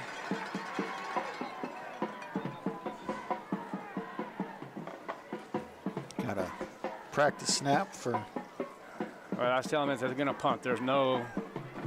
Look at our teacher. They're going to bring the house. Well, yeah, they're not setting up for a return. They do have 2 returners back there, which always makes me nervous with Artesia. You have to have a perfect snap here. It's a good one. Oh, they didn't go after him at all. They're setting up the return. And he's close to being out of bounds, but it's in play. He did too. Official gets in the way. And nice tackle. On the return, Nathaniel Lujan and Shane McMath and Lujan, special teams tackles. Take over 1st and 10 from the 15-yard line. So 1st and 10 for the Artesia Bulldogs from the 15-yard line. 24-11 is the score in favor of the Roswell Coyotes. 6:08 left in the ball game. Yeah, and that 13-point lead, unless you miss an extra point, is pretty straightforward. You need 2 touchdowns to win the ball game. Yeah, and there's a lot of time left. All right, here is Derek Warren at quarterback working from the 15-yard line. And he's going to take a shot up the middle, and it's going to be a first down. So Jack Byers with the reception. Tackle by Kyle Williams. Be a first down. Gain 14 on the play. First down, Bulldogs. So Coyotes up by 13. And there's that reverse. Oh. And there's going to be a flag. That might be a face mask on Galvin. No, it's on Artesia. I think. Well, I don't know. Pointed that way. I didn't see a flag. Oh, just a straight up hold of Galman. Okay. Well, I saw Galman reach out at him, and I thought maybe they were going to. It's a hold on Artesia. No, I know, but yeah. I thought it was going to be potentially a face mask. Oh, got you. On Galman, but no, they were holding him. Still first down. So those are killers for Artesia. I mean, they can get yards in chunks, but what that does is it wastes a play, it wastes time. All right, so Derek Warren working 1st and 20 from the 18-yard line. Secondary has to be prepared. They're going to try to. Oh, and a big sack by Galman. Speaking of Galman, you talked about Galman last year, and now look at Galman now. Well, he played so well in the state championship game last year in the Wool Bowl. Actually, he played pretty well. Well, I'm getting my ears confused, but yeah, I mean he's done his job. He's definitely done his job, and that is a huge play on 1st and 20, making it 1st and 25, okay, 2nd and 25. I'll keep my eye on that secondary. I'm telling you, 2nd down and 25. There's going to be a quick pass. There's that. There pass. It is. There's that double pass as we talked about. But look at that breakdown tackle. Instead, it's going to be a tackle for loss. And somebody's hurt. There's an Artesia Bulldog down about the 10-yard line. Well, it's Pata, who's basically been hurt or re-injured. This is the 3rd time. That's a great defense by the Roswell Coyotes. And I didn't see who made the tackle, but it was a great one. And the ball wasn't a forward lateral. Danny Castro, the freshman, made that tackle on Pata. All right, and Pata looks like he's hurt with his left arm again, Coach. Well, like I said, I think that's kind of a re-injury, That's, right. That's what he injured initially, and so there's 2 tackles for the freshman, Danny Castro. And he's going to be a special player. Get used to hearing his name next year. So now 3rd and just about Lake Arthur. Well, 3rd and 29, but again, I don't want to sound like a broken record. You got to be careful with this Artesia offense here. They're going to take a shot, and that's going to be caught for close to a first down. Yeah, right at it. And I'll tell you what, not bad defense by the freshman. Castro goes up and contests for the ball. Oh, they're going to say incomplete? Oh, they're going to say he caught it, but it was out of bounds. So that's an even better play by Castro. I saw the ball go. Oh, you did? Oh, okay. Oh, okay. He did not. He never possessed it. Did not catch it. Okay. All right, so incomplete pass. Thank you. Thanks to our producer, Doug. So you got to go on 4th and 29. And this is the ball game to me. Well, let's see what happens. 4th and 29. I'm not saying they should punt, but Oh, what a catch. Yeah, well, no, deflection. they caught it, and then it was designed. Oh, okay. It was like a flea flicker. The old hook and lateral. That's exactly right. So now here comes the Roswell Coyotes. It's going to be Roswell Coyotes going to take over on downs. 1st and 10 now. I think the Coyotes have to get on the board one more time.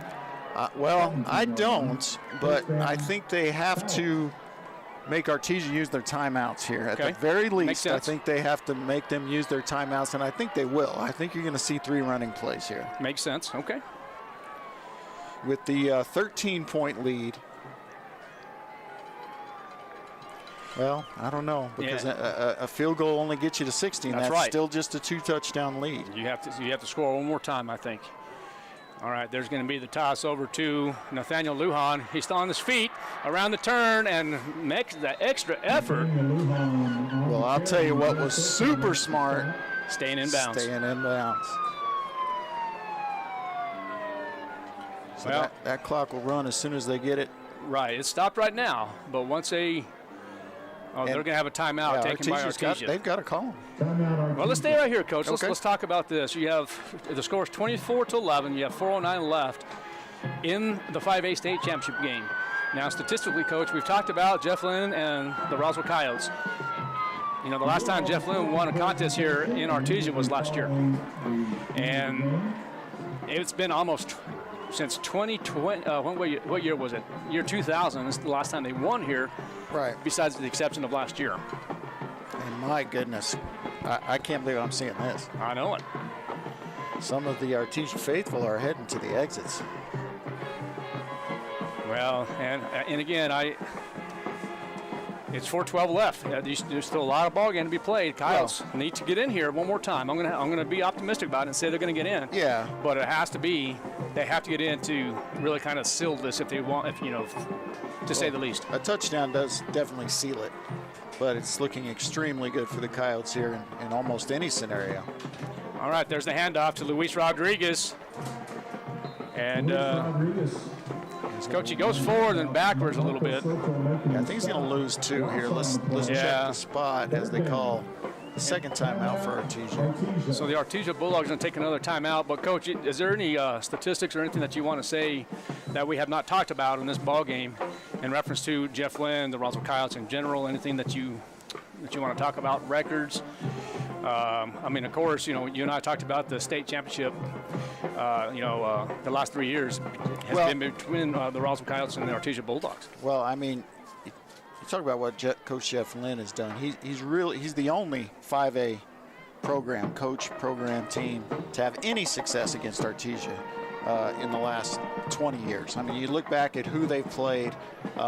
Cleveland's had some success against them. Right. Centennial's had a little success, won a couple of games against them. No one else has won consistently against Artesia except for Roswell High. They've won 6 out of the last 10. They've won 3 titles in there. One of them or 2 of them were not against Artesia, but in those years they did defeat Artesia. So, yeah, I mean, this is really something for Coach Jeff Lynn in this program. 3rd down and 7, ball from the 14-yard line, left hash. Coyotes threatening. But let's see if there's that speed option. And it's just going to be a quarterback carry here. He decided to take him himself. So now it's going to bring up, what did he say? Public address said Jeff Lynn on the carry initially, but he corrected himself. Oh, yeah. 4 yards for Luke Lynn. So another timeout taken by Artesia, and that's going to be the final timeout. So it's 4th and 3. Now, talk to me. What I'm doing here on 4th and 3, because they just used their last timeout, their 3rd timeout, I'm running the football here. I'm running the football, and if you get the first down, you win. If you get the touchdown, you win. If you don't, you got to change the possession. But they've got 4 minutes in which they've got to execute a 90-whatever-yard touchdown drive. Okay. Execute an onside kick. Probably go for 2. Well, no, they're down 13 here, so they wouldn't go for 2. You got to get the long touchdown drive. You got to get the onside kick. You got to go score again, all in 4 minutes. I think you just But I'm going to take Coach? one thing back. You got to throw the ball here. Throw the ball in the end zone. I'm going to disagree. I'm going to go with the field goal. Well, of course you are. Well, if we had any but I viewers wanted you to finish your talk. No, I didn't give you a chance. No, but that's okay. I mean, this is big here, and you're putting the pressure on the sophomore, and this has to be successful here. So there's a snap, and there's the block kick. And, Coach, this can change things. It does. It kind of makes it. It kind of makes it go into the scenario I was kind of talking about here, kind of the you go and don't get it scenario. They still have to drive the length of the field. They're going to get the ball at the 20, though. An 80-yarder, you run the football or throw it in the end zone there, they got to go an extra 10 yards. And, the field goal does make it a 2-touchdown, two-point conversion game. There's something to be gained from that. And I'm okay with the call. I'm not saying not to do that. But you throw it in the end zone, it's incomplete. It's going to be a change of possession, stop the clock anyway. Empty set here for the Artesia Bulldogs, 1st and 10 from the 20. And there comes a timeout taking. Oh, no, Jeff's asking for the timeout. And look at this. The ball is going to be caught to midfield, actually past midfield now. And you see Jeff Lynn was trying to go across the field to call a timeout. And now it's going to be a first down. Was not granted. So nothing you can do about that. Ball game's not over, guys. No, not even close. And here comes, again, Warren is going to take a shot. And that's going to be caught and out of bounds. Warren's pass to Trent Edmonds. Kyle Williams defending on the play. First down, Bulldogs. Now, again, they're out of timeouts, so you have to execute an onside kick even if you score here. But see, look how quickly the Artesia Bulldogs utilize 80 yards. Actually, probably, what is it, almost 70 here, but yeah, I don't think they're done. Now they're going to go out to the left side. They're going to try to throw into the end zone. No. Actually, in the flat area, I beg your pardon. Tackled by Anaya. To side to one head, Nicholas Anaya defending. Gain of 6 on the play, second down. And look, they're going quick just like they should, not wasting any Look at that. You got to get over. You have that. They're going to go quickly, and that's going to be an incomplete pass. Actually, kind of batted down. Yeah, maybe a little not on the same page there, actually. Well, I was looking at the defense for the Roswell Coyotes there. You had an uncovered Bulldog on the top of your screen. Yeah, I think Nathaniel Lujan was headed that way. And still. I'm not sure he would have got there. All right, 3rd and 5. Ball in the 8. Artesia threatening. Got everybody covered now. Safety on each side. And there's that speed option. Run the football. And the Artesia Bulldogs are in. And touchdown by Christian Hondo.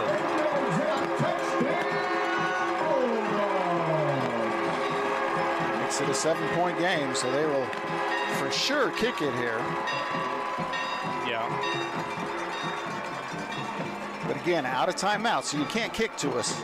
You have to try an onside kick. So, you're with the hands team right now, talking to them and letting them know, that's because I think you can almost go victory formation or close to it if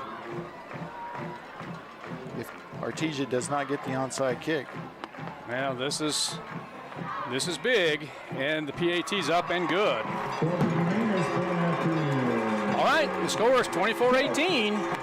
3:08 left in this ball game. We're going to take a break. KSVPTV.com and 106.5 Roswell's Talk FM.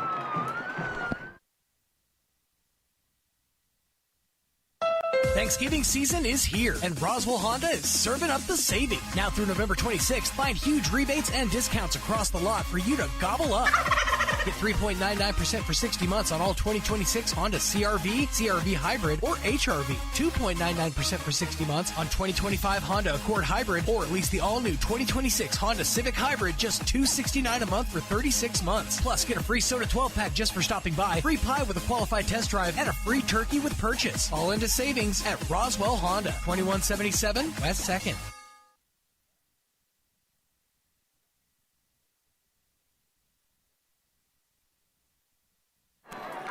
All right, welcome back to the Bulldog Bowl, Mac Chase Field here in Artesia, New Mexico. And I'll tell you what, Pondo scores on the speed option, and now just a 6-point ballgame. Yeah, and this is an onside kick situation. The hands team is out there for Roswell. I will be shocked if this is not an onside kick. But what it could be is a pop-up type onside and not a traditional onside. So we'll see what they do here. But with no timeouts, they have to onside kick. And shame on you all who left early, Artesia fans. There is the onside kick. And it looks like the Artesia Bulldogs have possession. You see an indication yet? I mean, they're excited. Number 33 has it.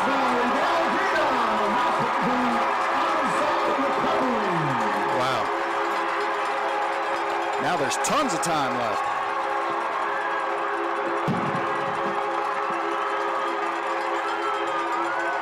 They're never out of a ball game, are they, Courtney? Never. And that's what we keep on saying now.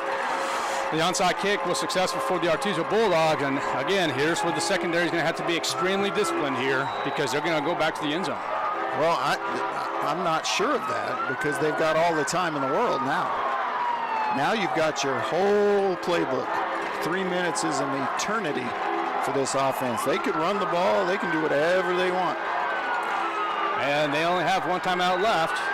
No, actually, they have no timeouts left. Yeah. Okay, and here's Warren. He's going to throw it to the end zone, as we mentioned, and look at that. They're just throwing it up. They're trying to get underneath.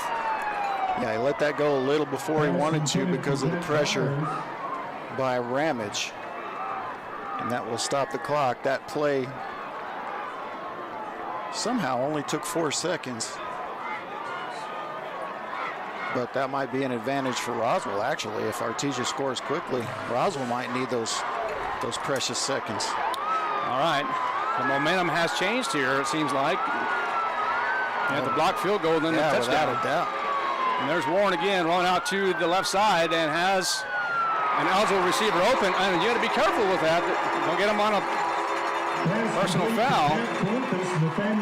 That's going to be close to a first down. Yeah, Lujan will get credit for the tackle there, but very close on whether or not it was inbounds or out of bounds. So I'm going to say third down and about 1. And I'm telling you, expect pass here. I'm expecting a run here. You have trips to the top of your screen. Now goes to empty set. Yeah. Now I expect pass. Did they get that off? Catch it! And boy, I'll tell you what, Shane McMath had a hand on it, but man. Pass intended for Jack Byers. 4th and 1 for the Bulldogs. I'm telling you what, I have not seen this on film from Warren this year. I mean, he's just been a little off on a lot. Now, he's thrown some good balls too, but just the consistency has not been there for him. And now 4th and 1. All right, here we go, 4th and 1. Empty set again for the Artesia Bulldogs. And there is going to be a first down for Artesia. Derek Warren just takes it himself. So you're under 3 minutes now, 2:51 left in this ball game. Coyotes up by 6. Are they going to measure? It's going to be close, so they're going to be an official timeout, and they're going to have a measurement. I'm not sure he's got it. I don't know. We'll see what happens. But guess what? We're not going anywhere. No. We got to stay with this call with the chain gang. Oh, now they're moving the ball. Keep an eye on that hand. Don't start that. No, I'm just, you know what I mean. Here comes the measurements. If they have it, it's going to be by an inch or 2.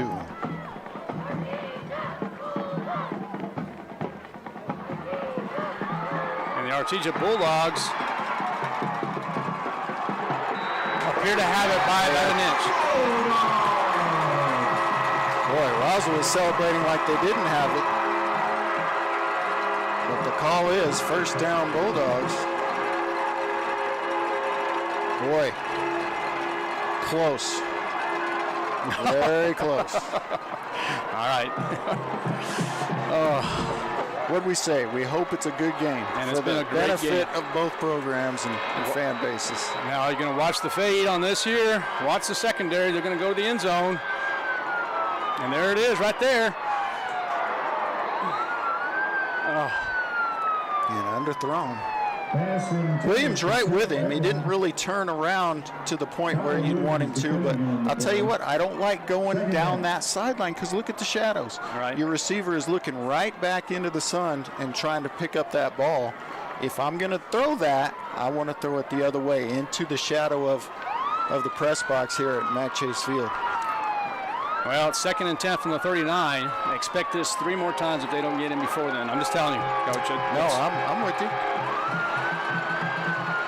All right. Derek Warren. Blitz. There's the draw play.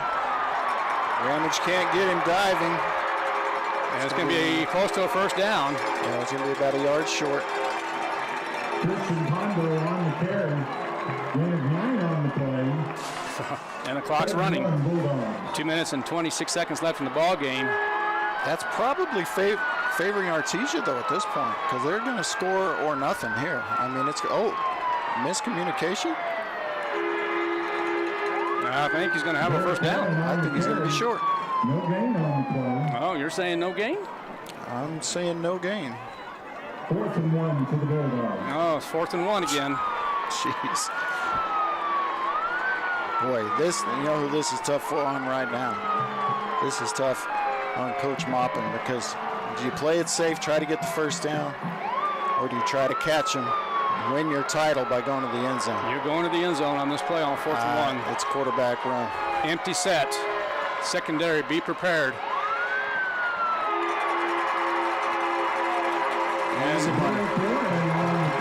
And a minute, 38 seconds left, and the clock will continue to run.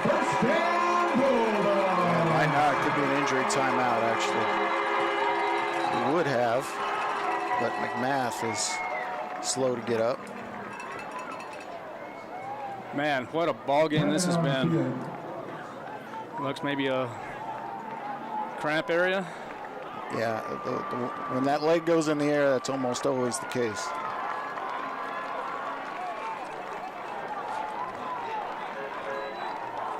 Ooh. All right. Any thoughts? Yeah, just a lot. Yeah. Well, Shane McMath is going to be taken out of the ball game. He does have a cramp.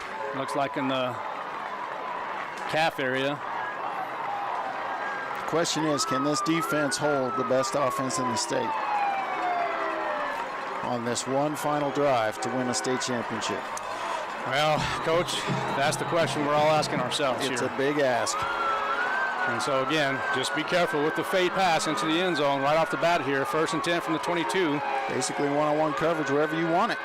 And there's going to be a pass. And caught. Pass complete to Jack Byers. So Jack Byers down at the 15-yard line. On the play, 2nd down. And now the Artesia Bulldogs utilizing the clock. Yeah, they want to run it down to either score or not, but not give Roswell any chance to match the score. And they're going to go to the end zone. And incomplete, in out of the hands of, I think that's Byers. Yeah, it would have been out of bounds anyway. Good coverage by Williams. No. I don't think he could have got his feet down even if he catches it. 3rd down, Bulldogs. So 3rd down and 3 from the 15. Now, if you're Coach Lynn, you can call a timeout if you want to rest your defense. Because they're going to throw it again, a little fade to Byers on top here. Bolaños.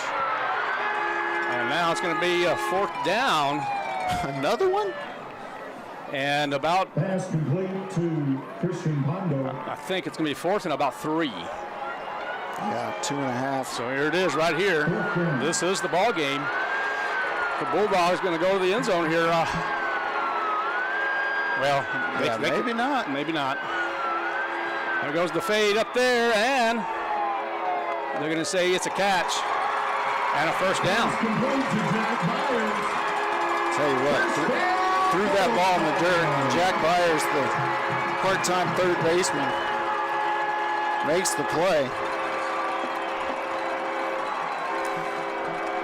Here we go, 30 clock seconds. runs. And Byers scores.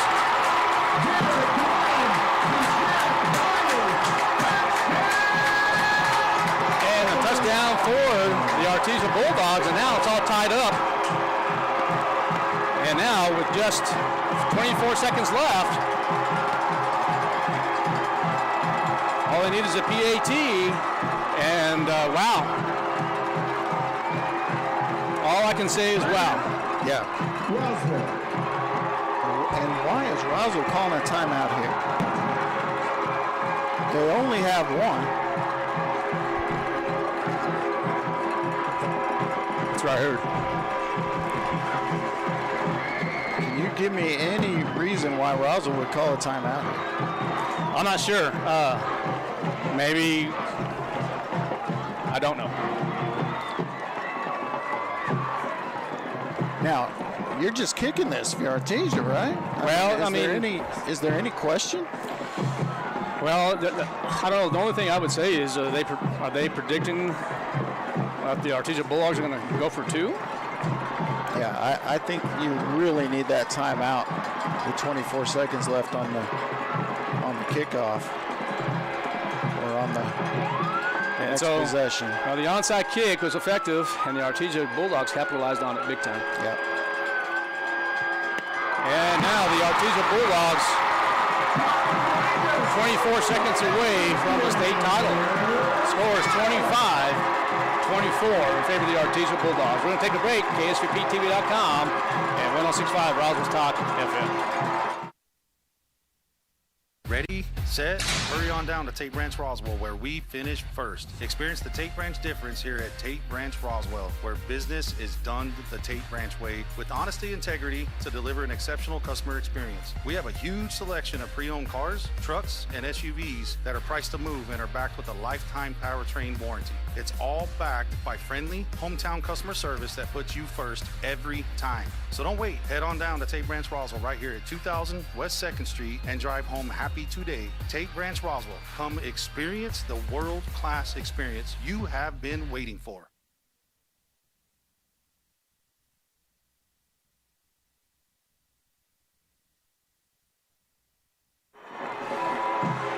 All right, we are back. 25-24 in favor of the Artesia Bulldogs. The onside kick by Artesia was effective. They gained control of it. They went down the field, capitalized on, 3 4th downs. Yeah, they converted 3 4th downs in that. And then Byers gets into the end zone, and now the Artesia Bulldogs just 24 seconds away from a state championship. And potential state championship in which they will only have led for 24 seconds. Final from Cleveland. Cleveland upsets Las Cruces 35-28 at home. The 2 seed over the 1 seed. All right, you pop this up. Squib. And now we got 19 seconds left. That's a bogey. Yep. I mean, you can't stop the clock. I'm not sure why you called the timeout. You have an opportunity. You might have 2 plays. Well, it's tough with the timeout, but it's even tougher without it. So you got to go sideline here. Right. I mean, because you have to stop the clock on any kind of completion.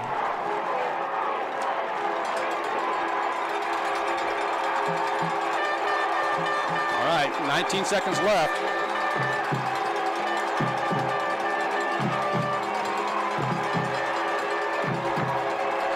First and 10 from the 31. Luke Lynn, quarterback. And in trouble. And that's going to be an incomplete pass. So you have 12 seconds left. Yeah, if there was ever a time for your favorite trick play, this is it, because maybe 2 plays here if you can get the clock stopped. Yep, that's exactly right.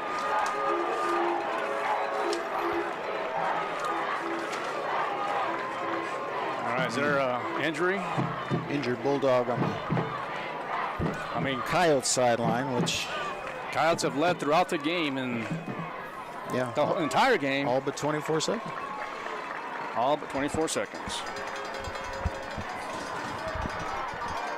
What a game, what a season, but yeah, we say it all the time. Artesia is seemingly never out of a football game.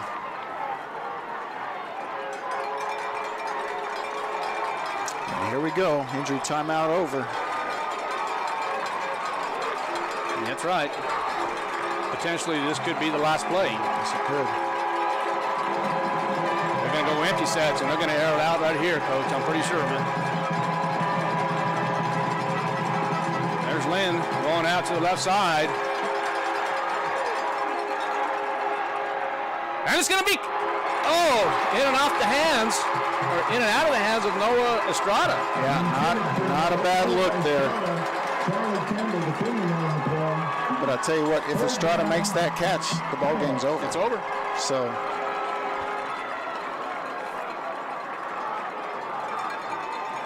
because the clock would run just as soon as they could get down there with the chains, and you just wouldn't have time to clock it.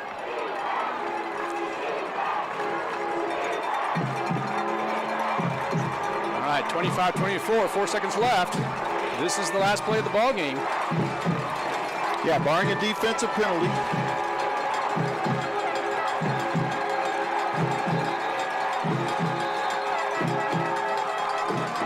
And Luke is hot because I think it's delay a game, and it is. Delay a game against the Coyotes. 5-yard penalty. Still 3 down. But again, it's going to be the last play, so if the ball's on the 31 or if it's on the 20. St. Mike's wins, huh? 28-21 over Dexter. Yeah. St. Mike's, Texaco, Cleveland, Bloomfield. All right, this is it. Luke Lynn, the only back in the backfield. Empty set.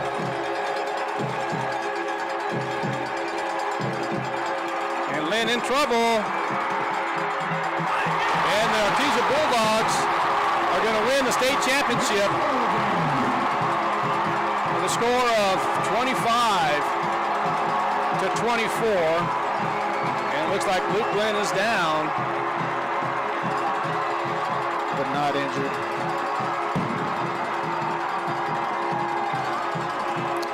But not injured. Yep. Congratulations to the Artesia Bulldogs with the stunning comeback.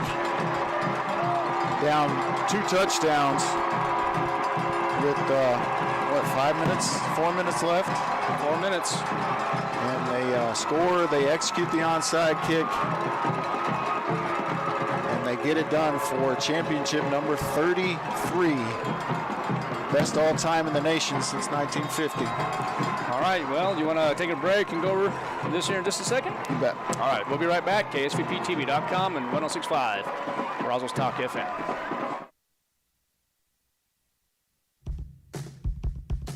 Now's the time to get a great deal on the #1 selling compact tractor in the U.S.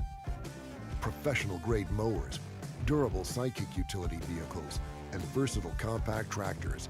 It's the equipment you need to take care of your land. Right now, bring home select Kubota equipment with 0% financing available or save up to $4,500. Visit your local Kubota dealer, Amigo Machinery at 2801 Southeast Main Street in Roswell. All right, welcome back. KSVPTV.com, 106.5 Roswell Talk FM. We're here at the Bulldog Bowl, Mac Chase Field. And I'll tell you what, if you missed the contest, you can go back and listen to this because this was one of the best contests I've ever seen. Yeah, it really was. Coyotes fall 25-24. And, Coach, you want to talk a little bit of statistics? Yes, sir. So start with special teams. Ben Vera, 1 for 2 on field goals, made one from 34, missed one from 27. That was blocked, and I want to make sure we note that. Perfect 3 for 3 for extra points. Nicholas Anaya, 2 punts of 78 yards. 1 punt return for Nicholas Anaya for 8 yards. Isaac Gonzalez with 1 kick return for 46 yards.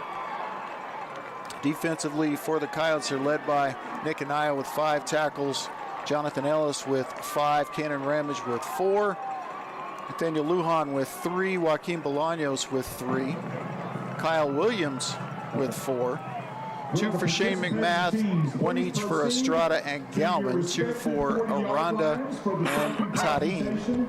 Noah Stinson added a tackle, as did David Fresquez and Faustino Tarin. Daniel Borrega with 2 tackles in the ball game.